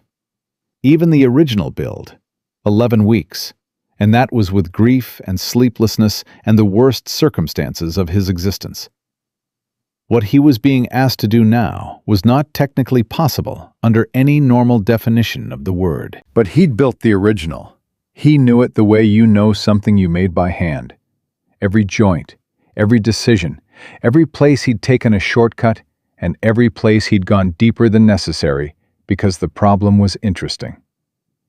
The original was in him, the same way Sophie's face was in him. Not memorized, not referenced, just there, part of the permanent furniture of who he was. He looked at Richard Voss. "I'll need direct access to the production system," he said. "Root level. No gatekeeping from your engineering team." "You'll have it by 9 tonight," Voss said. "I'll need a quiet room with a good machine, not an office, something I can stay in through the night if I have to. The 12th floor here has a developer suite. It's yours. And I'll need—" he paused, thought. "A phone number for someone on your engineering team. Not the lead. I don't want the lead's ego in the room. Someone mid-level, good instincts, willing to listen." Victoria didn't hesitate. "Chen. You said Chen hasn't been inside the system in 2 years. That's why he'll listen," she said. "He's been frustrated for 2 years. He'll listen to someone who can explain why." Daniel nodded. He picked up the second page, folded it carefully, the same way Sophie folded her worksheets, along the original creases, preserving the shape. Put it in his jacket pocket. "I need to go home first," he said. "My daughter needs dinner and a bedtime story. After that, I'll come back and start." Voss stood, extended his hand again. "Thank you, Daniel." Daniel shook it. "Don't thank me yet." He looked at Victoria. She'd stood too, and she was watching him with a particular quality of attention that had replaced, sometime between 8 a.m. and now, the entitlement he'd seen in the café. She looked like a person who was paying attention to the world in a different way than she had been this morning. More carefully, less certainly, with the specific alertness of someone who has had something important rearranged in their understanding. "8 hours ago, you told me to get out of my seat," he said. "I know," she said. "Now you're asking me to save the thing you built." "I know that too." He held her gaze for a moment. "Then let's make sure it's worth saving." He picked up his jacket. He walked to the elevator. The doors opened without a sound and he stepped in, and the 34th floor rose above him as he descended. And Daniel Brooks rode down through the building in silence, with the folded page in his pocket, and 36 hours in front of him. And, for the first time in 3 years, something that felt less like surviving and more like beginning. The lobby doors opened onto Park Avenue. The city received him without ceremony, as it always did. Cold air, moving crowds, the indifferent, perpetual forward motion of a place that didn't slow down for anyone. He walked north, toward the subway, hands in his pockets, the drive in his bag, the card and the page together over his heart. He called Mrs. Patterson. "I'll need to come back out tonight," he said. "Late. Maybe all night. I'm sorry." "Don't apologize," she said. "Sophie's fine. Go do whatever it is." "It's work," he said. "I figured," she said. "You sound like yourself." He stopped walking. "What do you mean?" he said. "I mean you sound like a man with somewhere to be," she said. "Go on." He went on. At home, he made Sophie pasta with butter because it was her favorite and because some nights called for a person's favorite thing without justification. She told him about her day, the reading assignment, a conflict at recess involving a disputed rule in a game he'd never heard of, Earl the crossing guard's new joke, which was somehow worse than all previous jokes, and therefore, by Sophie's rubric, the best one yet. He listened to all of it, every word. He had learned, in 3 years of being the only parent, that listening was not a passive act. It was the most active thing he did, the most essential. The thing that told her, without his having to say it every time, that she was the center of everything. That all of it, the cold coffee and the wobbly table, and the worn jacket, and the drive in the bag, and the 36 hours ahead. All of it was organized around the fact of her. After dinner, he read to her 2 chapters of the book they were in the middle of, a story about a girl who could talk to animals and used it mostly to argue with a very opinionated goat. Sophie fell asleep halfway through the 2nd chapter, as she usually did, her breathing going slow and even while he kept reading, because he'd found that reading to a sleeping child was one of the most quietly profound things a person could do. And he wasn't ready to stop. He finished the chapter. He closed the book. He looked at her for a long moment. This person who had arrived in his life before he knew what he was capable of, and stayed in it through everything he'd turned out not to be ready for, and was still here, still pressing her pencil hard into the paper, still writing "believe" until it looked exactly right. "Okay," he said very quietly. "Let's go fix something." He kissed her forehead. He picked up his bag. He walked out into the night. The developer suite on the 12th floor of Boss's building was smaller than it looked in his head. A long room with low lighting, 4 workstations, a couch that had seen better decades, and a mini-fridge that contained, when Daniel checked, 2 energy drinks, a container of leftover Thai food that didn't belong to anyone present, and a full case of sparkling water that had clearly been restocked recently. Someone had been expecting a long night. He set his bag on the workstation closest to the door, pulled out the drive, and plugged it in. The machine was good. Better than good. A setup that would have made him quietly envious 3 years ago, and made him quietly grateful now. He ran a quick systems check, the way a surgeon checks instruments before an operation. Not because he doubted them, but because the habit of checking was the difference between the surgeons who never lost patients on the table and the ones who eventually did. Everything was clean. Everything was ready. He opened a terminal window and stared at it for a moment. The cursor blinked.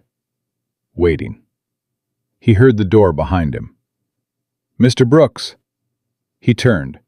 A man in his late 20s was standing in the doorway with a laptop under one arm and the expression of someone who had been told to be here and hadn't entirely decided how to feel about that yet.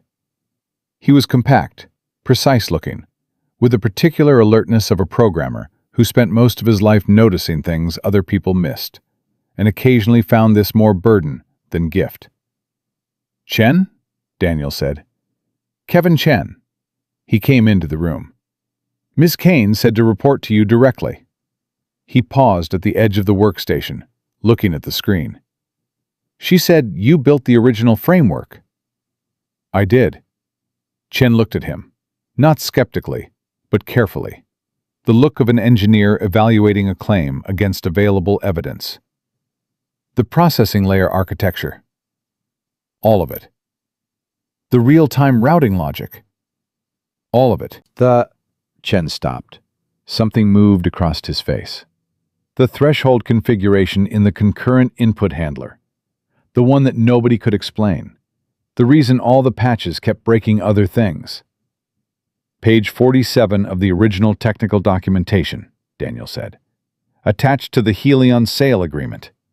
It explains the threshold, why it exists, and what needs to happen above it."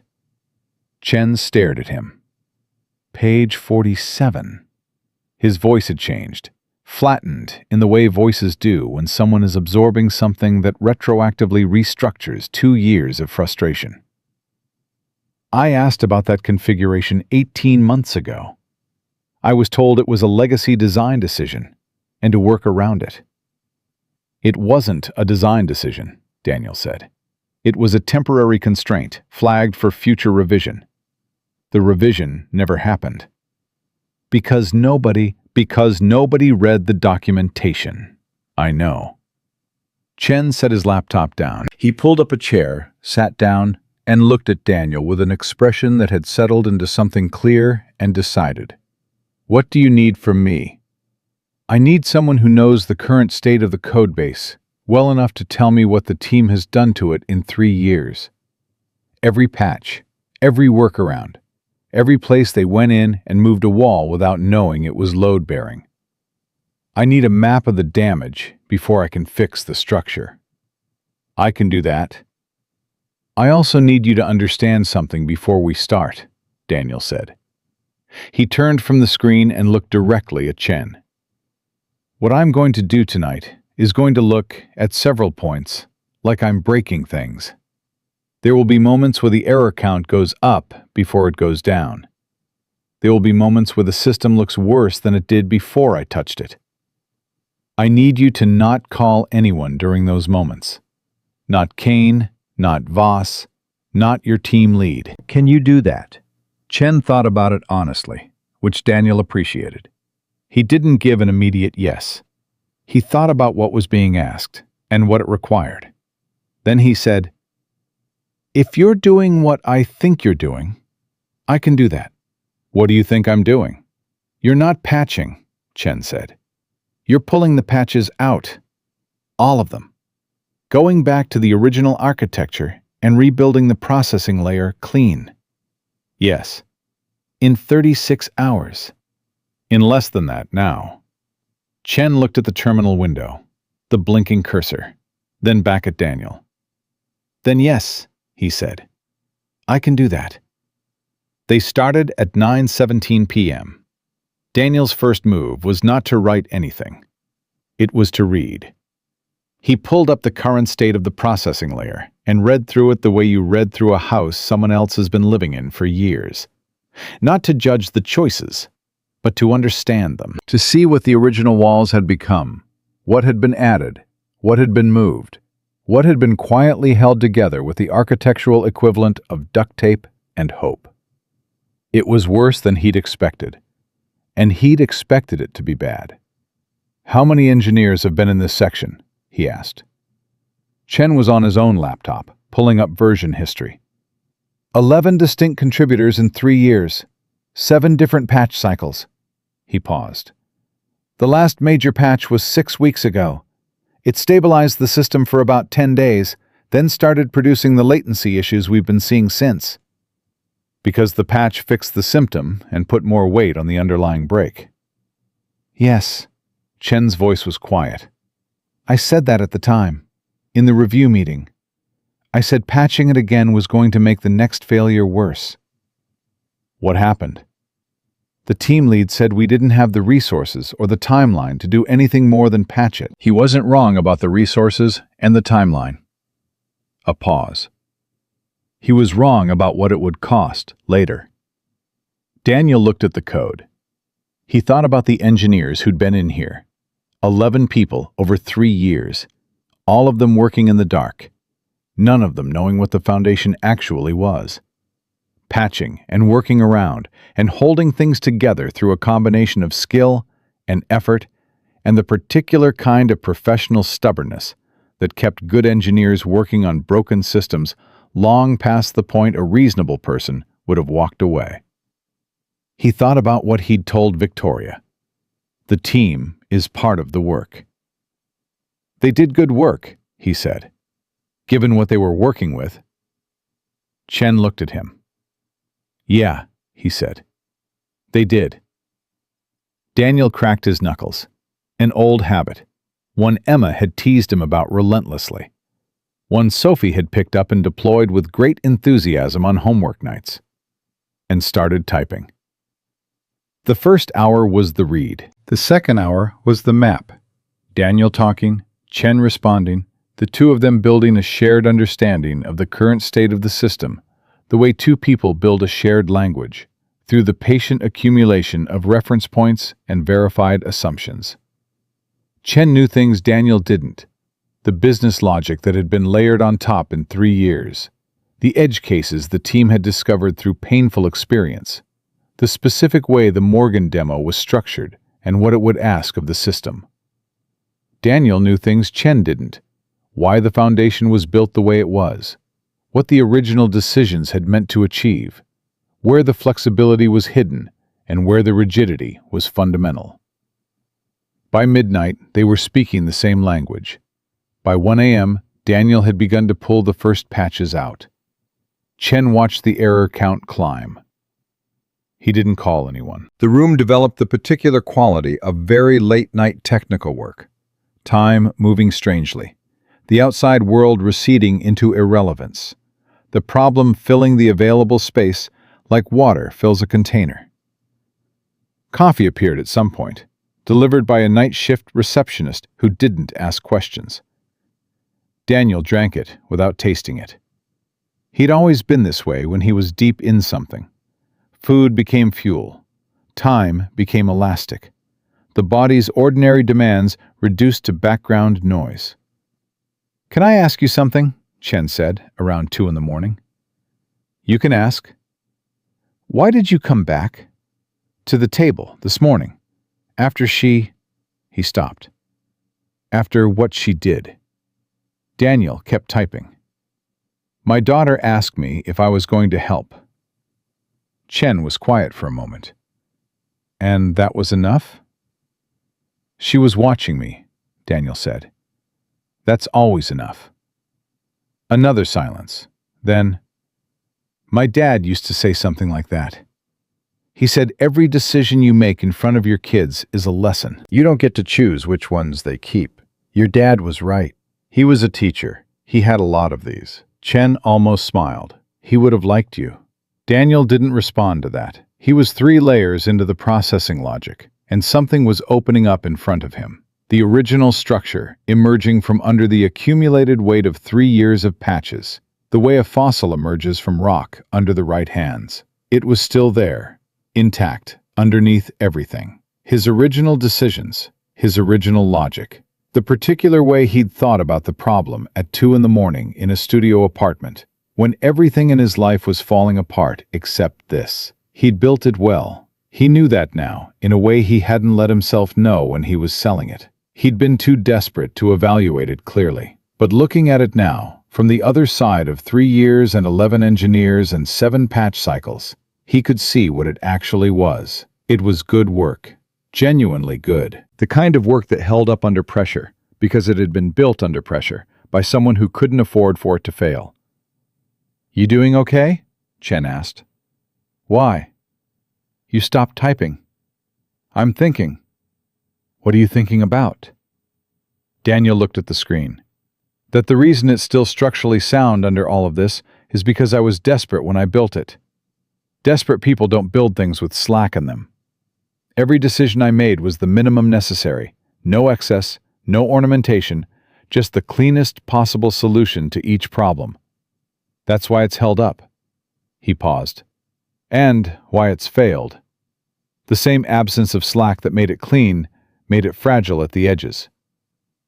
"So you build the slack in now," Chen said. "Now I can afford to." He started typing again. At 3:45, Victoria Kane walked in. She was still in the dark blazer, which meant she'd either never gone home or had come back. And she had the look of someone operating on adrenaline and discipline, and whatever was underneath both of those that didn't have a professional name. She stopped in the doorway, saw the screens, saw the error counts that were higher than they'd been that afternoon, and he watched her take that in and hold herself still against whatever reaction wanted to happen. "How is it going?" she said carefully. "It's going," Daniel said without turning around. "The errors are intentional." Chen's voice, calm, explanatory. "He's deconstructing before he rebuilds. It has to get worse before it gets better." Victoria stood in the doorway for a moment. Then she came in. She didn't sit. She stood a few feet behind Daniel's workstation, at a distance that was close enough to see the screen and far enough to be clearly not interfering.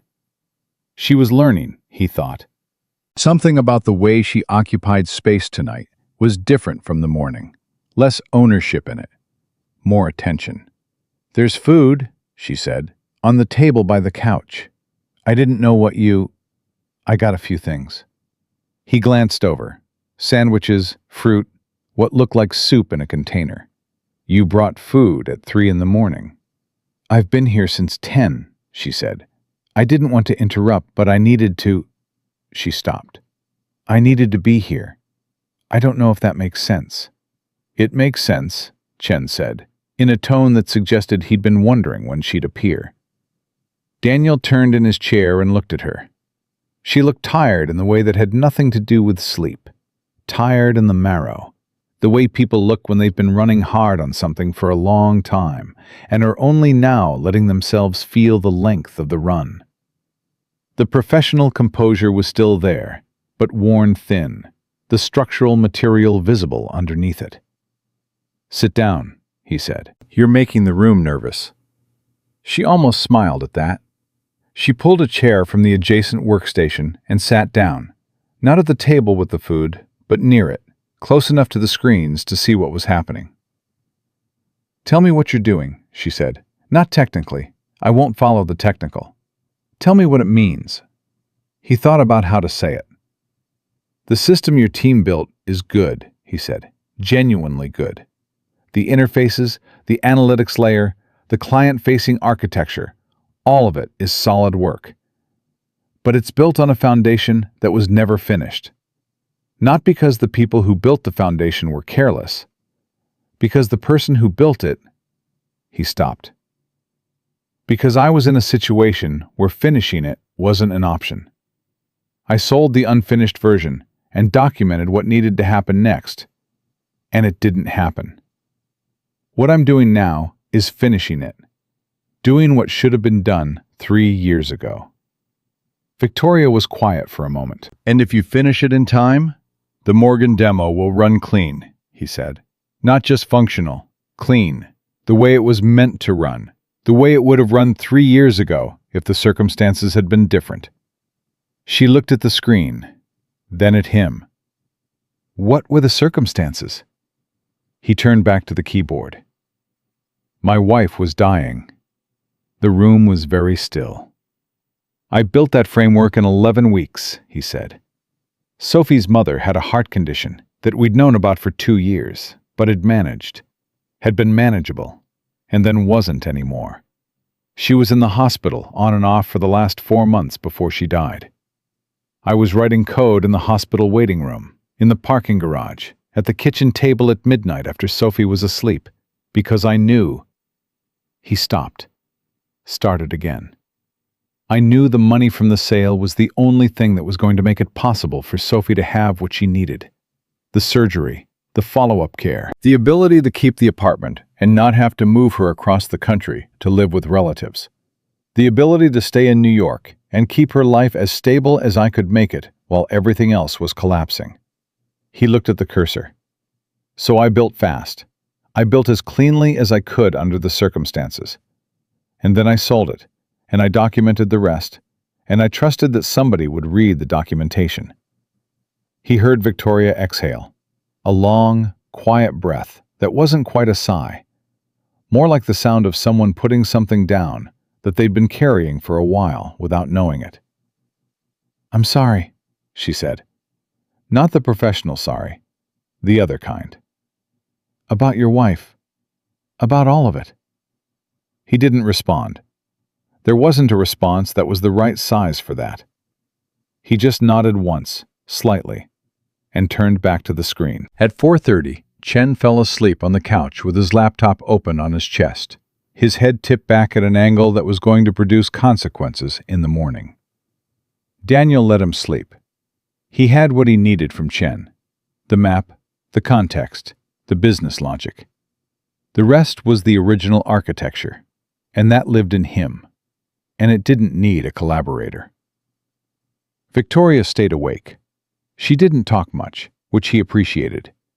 She sat near the food she'd brought, and sometimes stood and stretched, and once went out to the reception area and came back with fresh coffee, which she set beside his workstation without comment.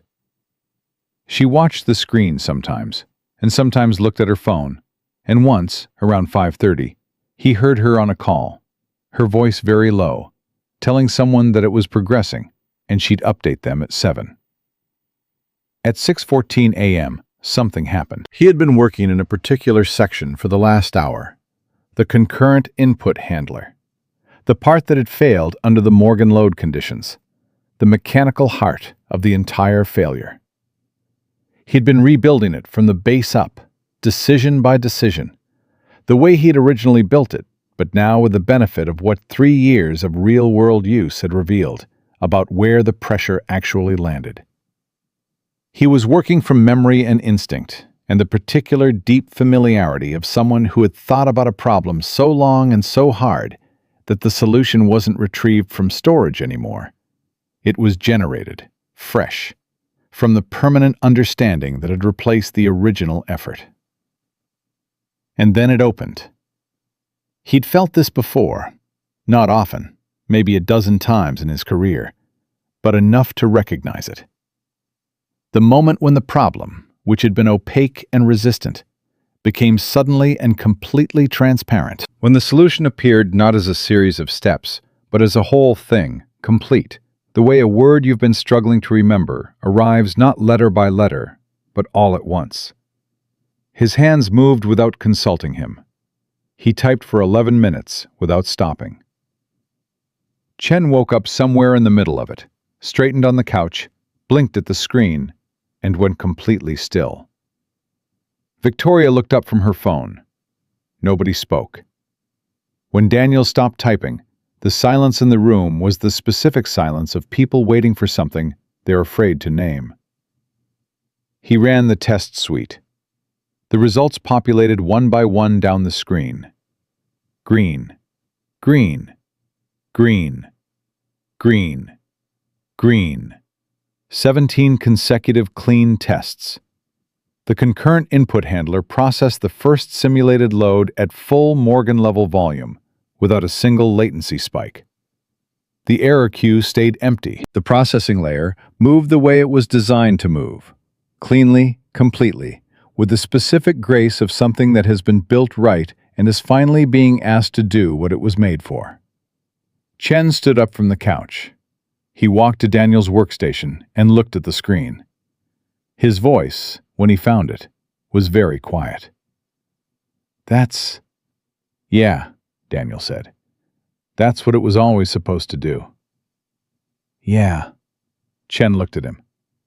There was something in his face that Daniel recognized from the inside. The expression of an engineer who has spent years working in the dark and has just been handed a light. Not gratitude, exactly. Something cleaner than that. The relief of understanding. Can I? Chen pointed at the keyboard. Go ahead. Chen ran a custom test, something he'd built himself, he explained quickly. A simulation of the specific load conditions of the Morgan demo.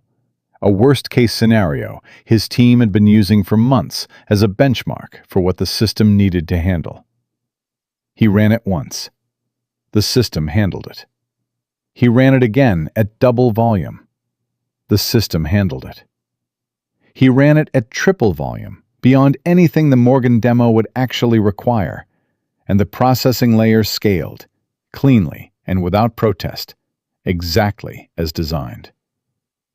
He stepped back from the keyboard. He turned around. "Ms. Kane?" he said. Victoria had come to her feet without noticing she'd done it. She was standing behind both of them now, close enough to see the screen, one hand pressed to the edge of the workstation. Her face was doing something complicated, not the controlled surface from the morning, not the cracked open panic of the failing dashboard, but something new, something that looked like a person encountering a version of their own story they hadn't known existed. "The demo," she said. Her voice was careful. "It'll hold." "It'll hold," Daniel said. "At full load." "At full load. At double load. At whatever they throw at it." He leaned back in his chair. His neck hurt. His shoulders had the specific complaint of a man who has been hunched over a keyboard for 9 hours. He was aware, suddenly, of being very tired in a way he hadn't been aware of during the work.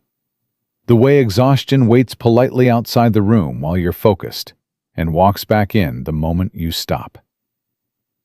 Victoria looked at the screen for a long moment. Then she looked at him.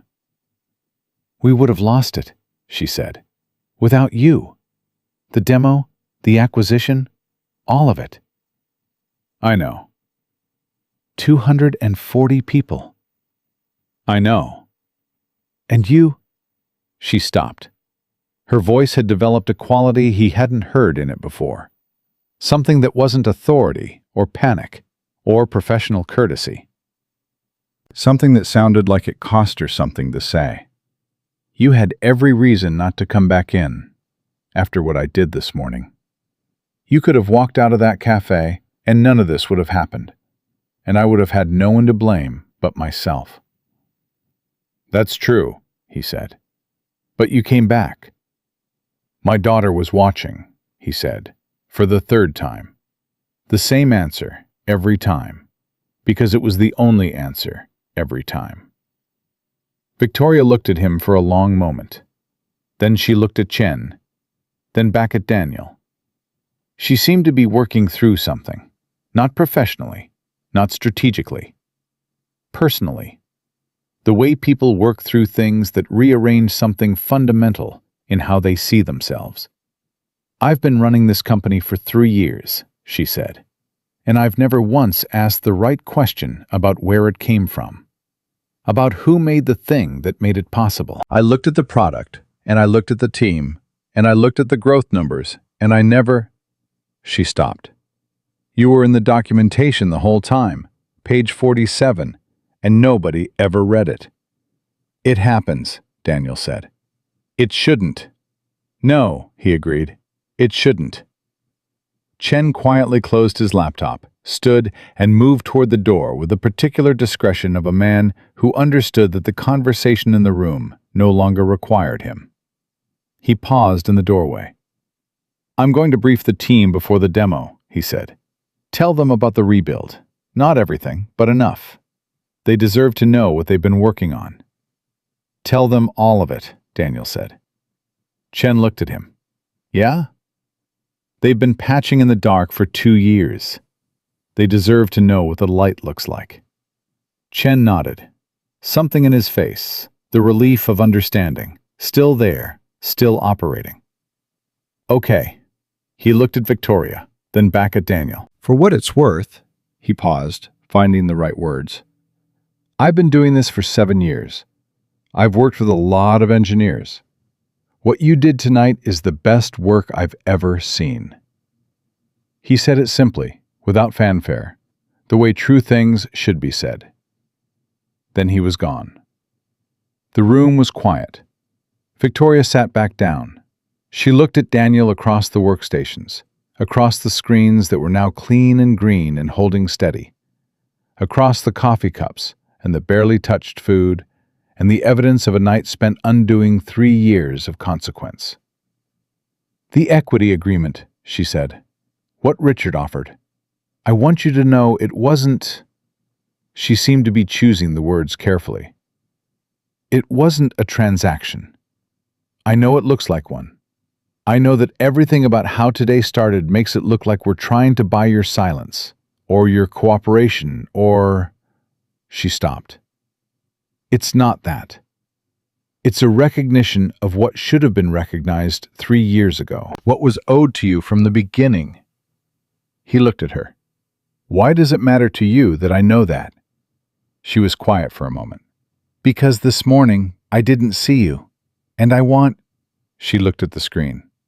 I want the rest of the story to be different from the beginning of it. Daniel thought about what Sophie had asked him, lying in her bed with her eyes already closing. Did you help her? He'd said yes and gone out the door and into the night, and he'd meant it as a simple answer to a simple question. But sitting here now, at 6:45 in the morning, in the aftermath of 9 hours of work that had changed the shape of what was possible, he understood that it was more complicated than that.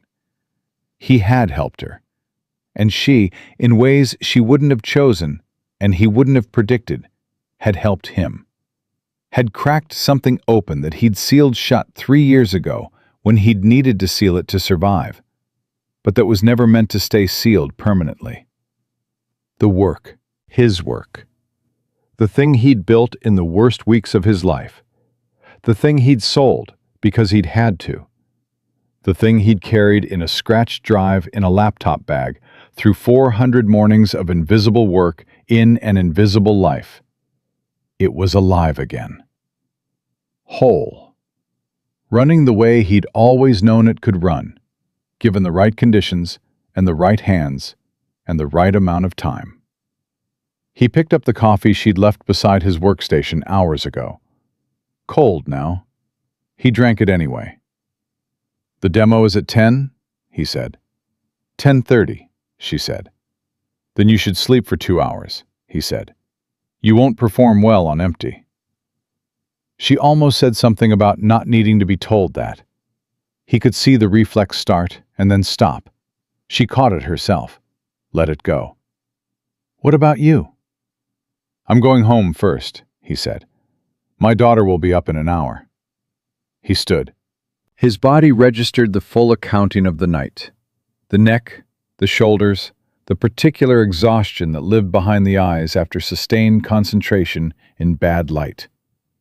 He gathered the drive, closed the laptop, zipped the bag with the same economy of movement he used every time, the same habit that was muscle memory now. "Daniel?" Her voice stopped him at the door. He turned. "At the café this morning," she said, "when your daughter asked if you were going to help me." She paused. "What did you say to her?" He thought about it. The stool at the counter, the narrow ledge, Sophie's patient, serious eyes. "I didn't say anything," he said. "I just picked up the drive." Victoria looked at him. Something in her face did the thing it had been doing all night, shifting, rearranging, settling into a configuration that was new and undefended and real.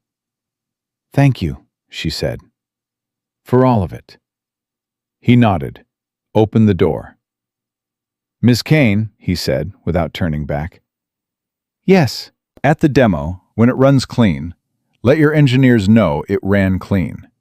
Not just the outcome. Let them know why. Let them know what was under it the whole time, and what it was always capable of." He paused. They worked hard on something they couldn't fully see. They deserved to see it. He walked out.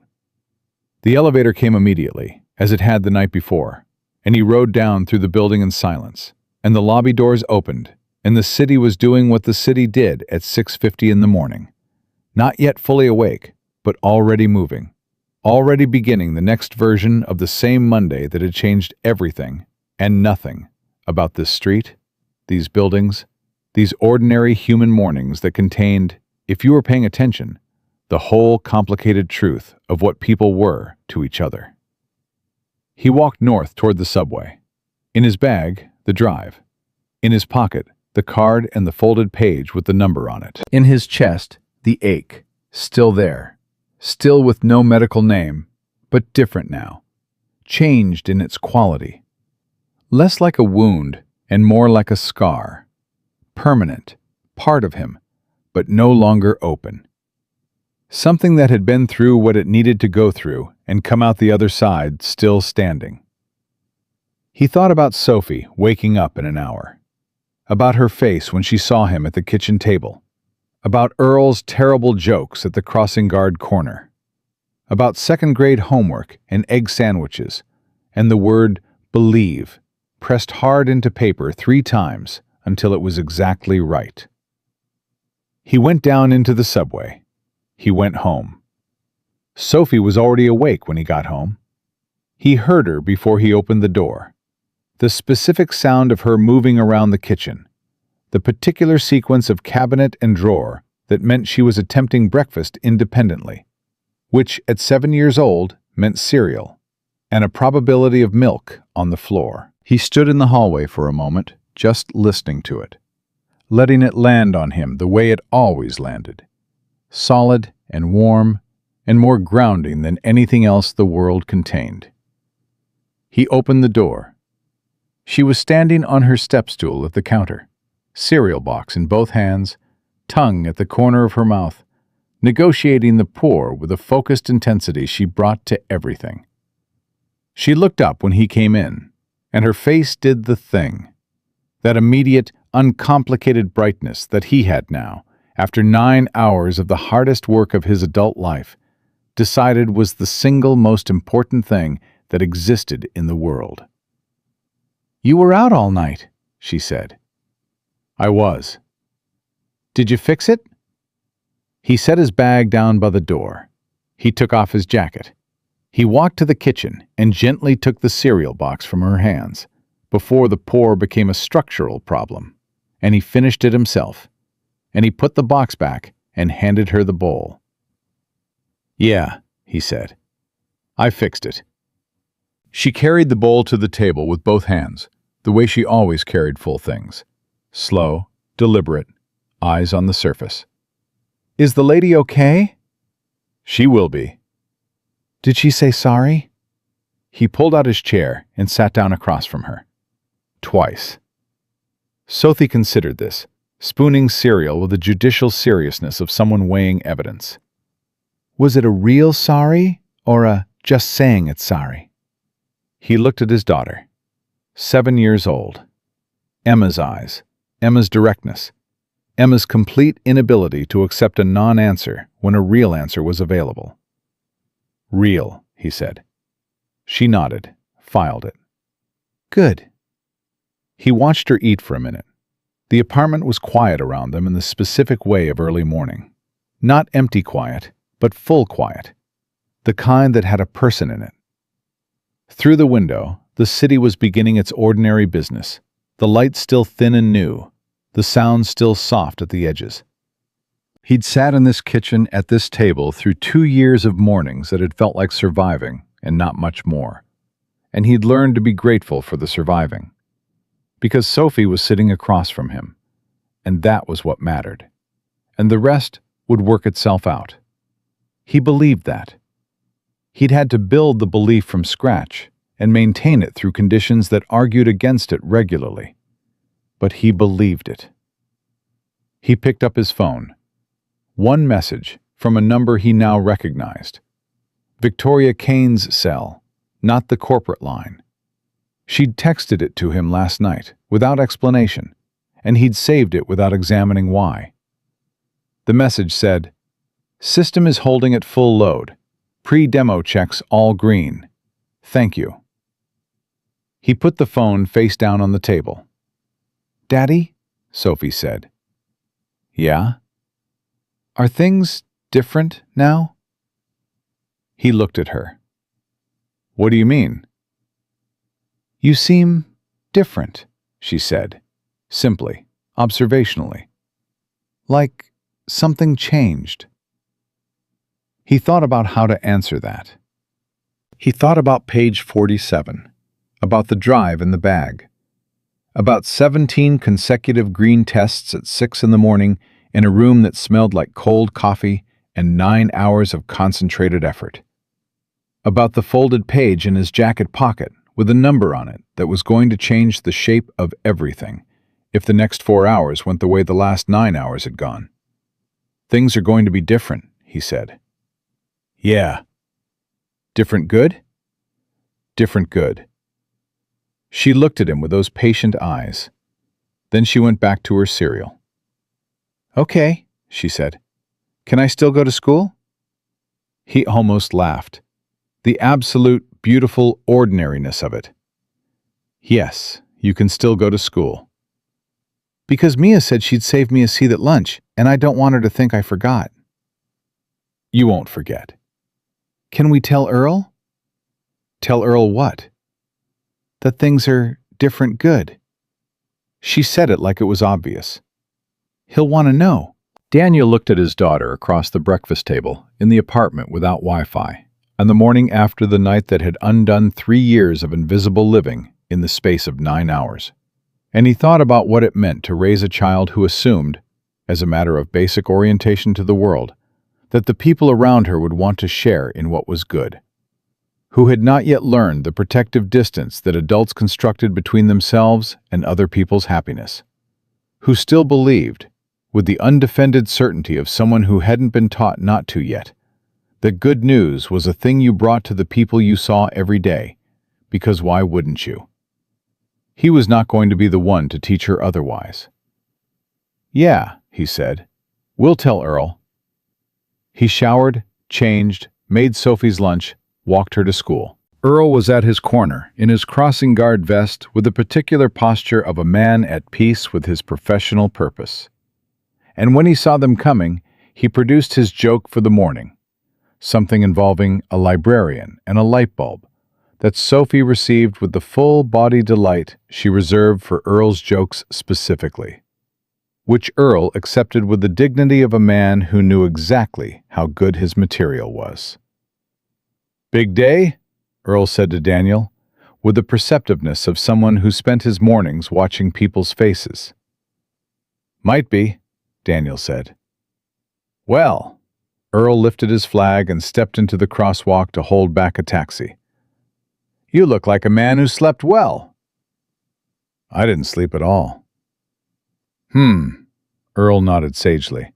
"Sometimes that's better." Sophie hugged Daniel around the middle, both arms, full contact, the whole small weight of her pressed against him for 4 seconds that he counted without meaning to, the way he counted them every morning. "Go fix something important today," she said into his jacket.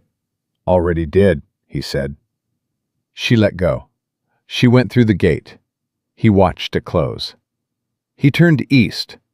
The Morgan demo was at 10:30 a.m. in a conference room on the 41st floor of a building on Lexington that the PE group used for their New York meetings. A room that, according to Voss, seated 12 people, had a presentation screen that covered most of one wall, and had witnessed, over the years, several $billion of decisions going in various directions. Daniel had been told he didn't need to be there. The equity agreement didn't require his presence at the demo, and Voss had said explicitly that Daniel had done his part and the rest was the company's responsibility to execute. He went anyway, not because he didn't trust the system. He trusted it completely, in the way you trust something you built and understood completely. He went because 9 hours is a long time to spend rebuilding a foundation and then walk away before you know if it holds. He went because the work deserved a witness, and because, if he was being honest with himself, in the way that 6:50 a.m. subway rides occasionally produced, he wanted to be in the room when Victoria Kane stood up in front of people who mattered and showed them something that worked the way it was supposed to work, and he wanted to see her face when it did. He arrived at 9:55. The lobby receptionist called up. He waited. Voss came down himself to get him, which Daniel hadn't expected. "You came," Voss said. "I came." Voss looked at him for a moment with those watchful, interested eyes. "How are you?" "Tired," Daniel said honestly. "And okay." "Both of those things can be true at once," Voss said. "I'm finding that out." They rode up together. Voss didn't say much in the elevator. He had the quality of a man who understood that not every silence needed to be filled, which was, in Daniel's experience, one of the rarer forms of intelligence. On the 40th floor, they walked down a corridor that had the particular character of serious money. Not ostentatious, just quiet and certain in the way that spaces are quiet and certain when the people who occupy them have never had to prove anything to a room. They stopped outside the conference room. Through the glass panel beside the door, Daniel could see people already seated, 4 of them on one side of the table, the PE group, the people the Morgan deal had to impress. On the other side, Victoria, and 2 people from her team he didn't recognize. Chen was at the far end, near the presentation equipment, running through something on a laptop, with the focused calm of a man who knew exactly what was in the system he was about to demonstrate. Victoria saw him through the glass. Something moved across her face. Quick, private, not performed for the room. She nodded once. He nodded back. "You're not going in?" Voss asked. "No," Daniel said. "I'll stay out here." Voss accepted this. He went in. Daniel stood outside the glass and watched. The demo ran for 41 minutes. He could see the screen from where he stood. The platform interface loading clean, the real-time data streams connecting without hesitation, the analytics layer processing the inputs and returning results with the specific speed and accuracy of something that had been built right and was finally being given room to be what it was. The Morgan simulation loaded, full volume, 6 simultaneous data streams. The system took it without protest, without latency, without a single flag in the error queue.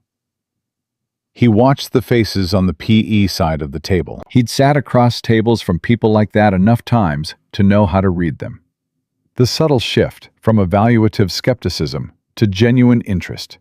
The moment when the performed neutrality became actual attention. The point at which the question stopped being, "Can this do what they claim?" and started being, "What else can this do?" He saw that shift happen at minute 23. Victoria saw it too. He could tell by the almost imperceptible adjustment in her posture. Not more confident exactly, because she'd walked in confident. Something more than that. The specific quality of a person who has been holding their breath for a long time and is now, finally, able to exhale. Chen ran the stress test at the end, the one he'd built himself, the worst-case scenario. Triple the Morgan volume. He'd apparently cleared it with Victoria, because she didn't look surprised, just watchful. The system scaled. The numbers stayed clean. The processing layer did exactly what a processing layer is supposed to do when it's been built on a foundation that was finished properly and understood completely. The lead on the PE side, a woman in her 50s, with the bearing of someone who had been in enough of these rooms that nothing surprised her anymore, looked at the screen for a long moment. Then she looked at Victoria. Then she said something Daniel couldn't hear through the glass, but he could read the shape of it in the room. He'd heard the shape of it before, in different rooms, different tables, different years. The shape of yes. At 11:17, people began standing. Hands were shaken. The room had the unmistakable quality of something concluded satisfactorily. Not celebration, because these were professionals, and professionals don't celebrate in the room. But the specific warmth of aligned interests recognizing each other. Victoria came out first. She saw him still standing in the corridor and stopped. She looked at him with an expression that was open, in a way her face hadn't been this time yesterday morning, as though something that had been maintained carefully and at some cost had been allowed to come down. "Clean," she said, "all the way through." "I know," he said. "I watched." She looked at the screen behind the glass where her team was still talking with the PE group, and then she looked back at him, and she said, "The man they shook hands with today, the company they just agreed to acquire. It exists because of what you built. And I need you to know that I know that. Not as a transaction, not as a line in an equity agreement." She stopped. "As a fact about the world that should have been known from the beginning." He looked at her. "You asked your daughter's name this morning," he said. She blinked. "I did." "You didn't have to do that. You could have apologized and pivoted straight to the business problem. You asked her name." Victoria was quiet. "That's the one that mattered to me," he said. She held his gaze for a moment. Then she looked down, not in shame, but in the manner of someone receiving something carefully, making sure they held it right. When she looked up again, something had settled in her face. Something that had been worked out over the course of the long day and the longer night, and the 41 minutes of a demo that had changed the shape of what her company was going to be. "I'd like Sophie to have a college fund," she said. "Fully funded. Set up today, not contingent on the acquisition closing. Separate from everything else." She paused. Not because it's owed, because she asked her father if he was going to help someone. And he did, and she deserves to know that the world noticed. Daniel stood very still.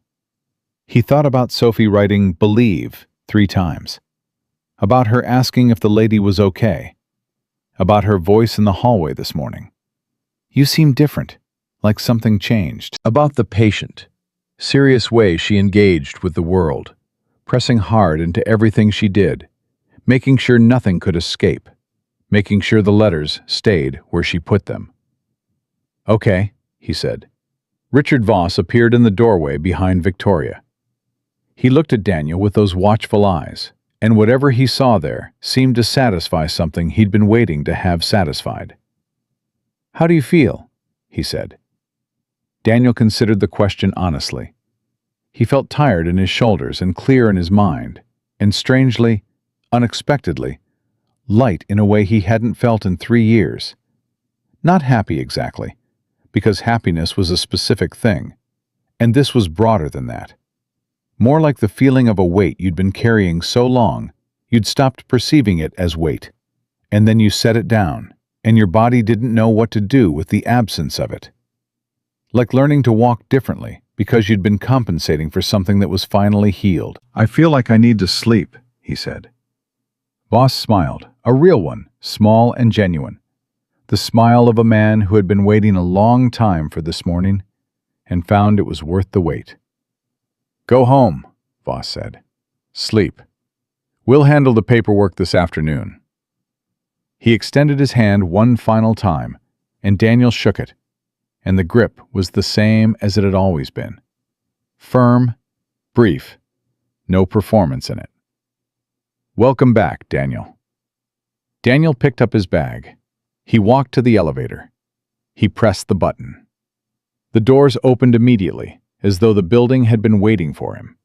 And he stepped in, and as the floors descended, he stood in the quiet of it and let himself, fully, without the careful management he'd been maintaining for 3 years, let himself feel the full weight of what the last 24 hours had been. The café, the cold coffee, Sophie's worksheets, Victoria Kane's hand on the back of a chair that wasn't her chair, the drive in the bag, the card in the pocket, the phone call from a man who'd been thinking about calling for 6 months, the room on the 12th floor, Chen asleep on the couch, 17 green tests at 6 in the morning, the specific sensation of a problem that has been carried for 3 years finally opening up and showing you its solution all at once, complete. The way things appear when you've finally done enough of the work to deserve seeing them clearly. Sophie asking if things were different, good. The elevator doors opened. He walked through the lobby and out onto Lexington, and the city received him the way it always did, without ceremony, without acknowledgement, without the slightest adjustment to accommodate the fact that something significant had just occurred in the life of a man walking north on a Tuesday morning in a worn jacket with a laptop bag over his shoulder. That was fine. That was the city. That was New York. This place that had taken everything from him and given him nothing he hadn't earned, and asked no questions and kept moving regardless. The great indifferent machine of it. The thing he'd hated about it in his worst years and understood in his better ones. The city didn't care. That meant the city also didn't judge. You could fail here completely and start again in the same zip code, and nobody who mattered would stop you. He walked. He thought about what came next. Not the equity, not the paperwork, not the acquisition closing. Those were real and significant, but they were future things. And right now, his mind wanted to stay in the present, in the specific texture of this morning, this street, this body carrying its 9 hours of work and its 3 years of consequence toward the subway that would take him home. What came next was Sophie getting home from school at 3:15. That was what came next. That was the organizing fact of the day, as it was the organizing fact of every day. And the equity and the paperwork and the new version of his working life were going to have to arrange themselves around that fact. Because that fact was not negotiable and never had been. He thought about calling Mrs. Patterson to let her know he wouldn't be needing the evening sitting anymore. Not because he was going anywhere, but because things were different now. And different meant being home, being present, being the fixed point he'd always tried to be. But now, with the resources to be it, without the constant grinding effort of doing it on not enough. He thought about an apartment with Wi-Fi. He almost laughed. Of all the things, of the 1.2 billion and the 42 million and the college fund and the professional rehabilitation and the return from 3 years of careful invisibility. He was walking down Lexington Avenue, thinking about Wi-Fi, about not having to get up at 6:30 and pack Sophie's homework and buy a $4 coffee he couldn't afford to earn the right to sit at a wobbly table in the corner of a café that didn't see him. He was never going back to that table. Not because the café was bad, or the table. He might go back to the café. He'd probably go back to the café. Sophie liked the egg sandwiches, and there was something in him that would always have a specific feeling about that particular room, that particular corner, the particular Monday morning that had cracked his sealed life back open and let something through that had been waiting 3 years to get out. He might go back and drink coffee that was still warm and sit wherever he chose and watch the city do its Monday morning thing. And he might think about Emma and about the studio apartment in Pittsburgh and about page 47 of a document nobody read and about what it meant to build something in the worst weeks of your life that turned out to be genuinely good. But he was never going back as the man nobody saw. That man had served his purpose. He had survived what needed surviving and protected what needed protecting and carried the drive and the bag for 3 years until the morning when carrying it turned out to be the difference between a company standing and a company falling. That man had done everything required of him. He was done now. Daniel Brooks came down the subway steps into the smell of the underground city, the particular compressed air and metal and movement of it. And he stood on the platform and waited for the train with his bag over one shoulder and the folded page in his pocket, and the knowledge, solid, earned, entirely his, that the foundation he'd built in the worst weeks of his life had just held the weight of everything placed on top of it, and held it cleanly, and held it right. The train came. He got on. The doors closed behind him. He thought about Sophie pressing her pencil hard into the paper, making sure the letters stayed, making sure nothing escaped, writing "believe" 3 times until it was exactly right, because she understood, at 7 years old, with the clean, unargued certainty of someone who hadn't yet been taught to doubt it, that some words were important enough to practice until you got them right. The train moved. He was going home. And the man who had built the thing that built the empire, the man they had overlooked and undervalued and asked to get up from his seat like he didn't matter, was going home with everything they'd never seen in him intact, and everything they'd taken from him rightfully returned, and the quiet, absolute knowledge that what you build in your hardest hours doesn't disappear just because no one is watching. It waits. And when the moment comes, it holds.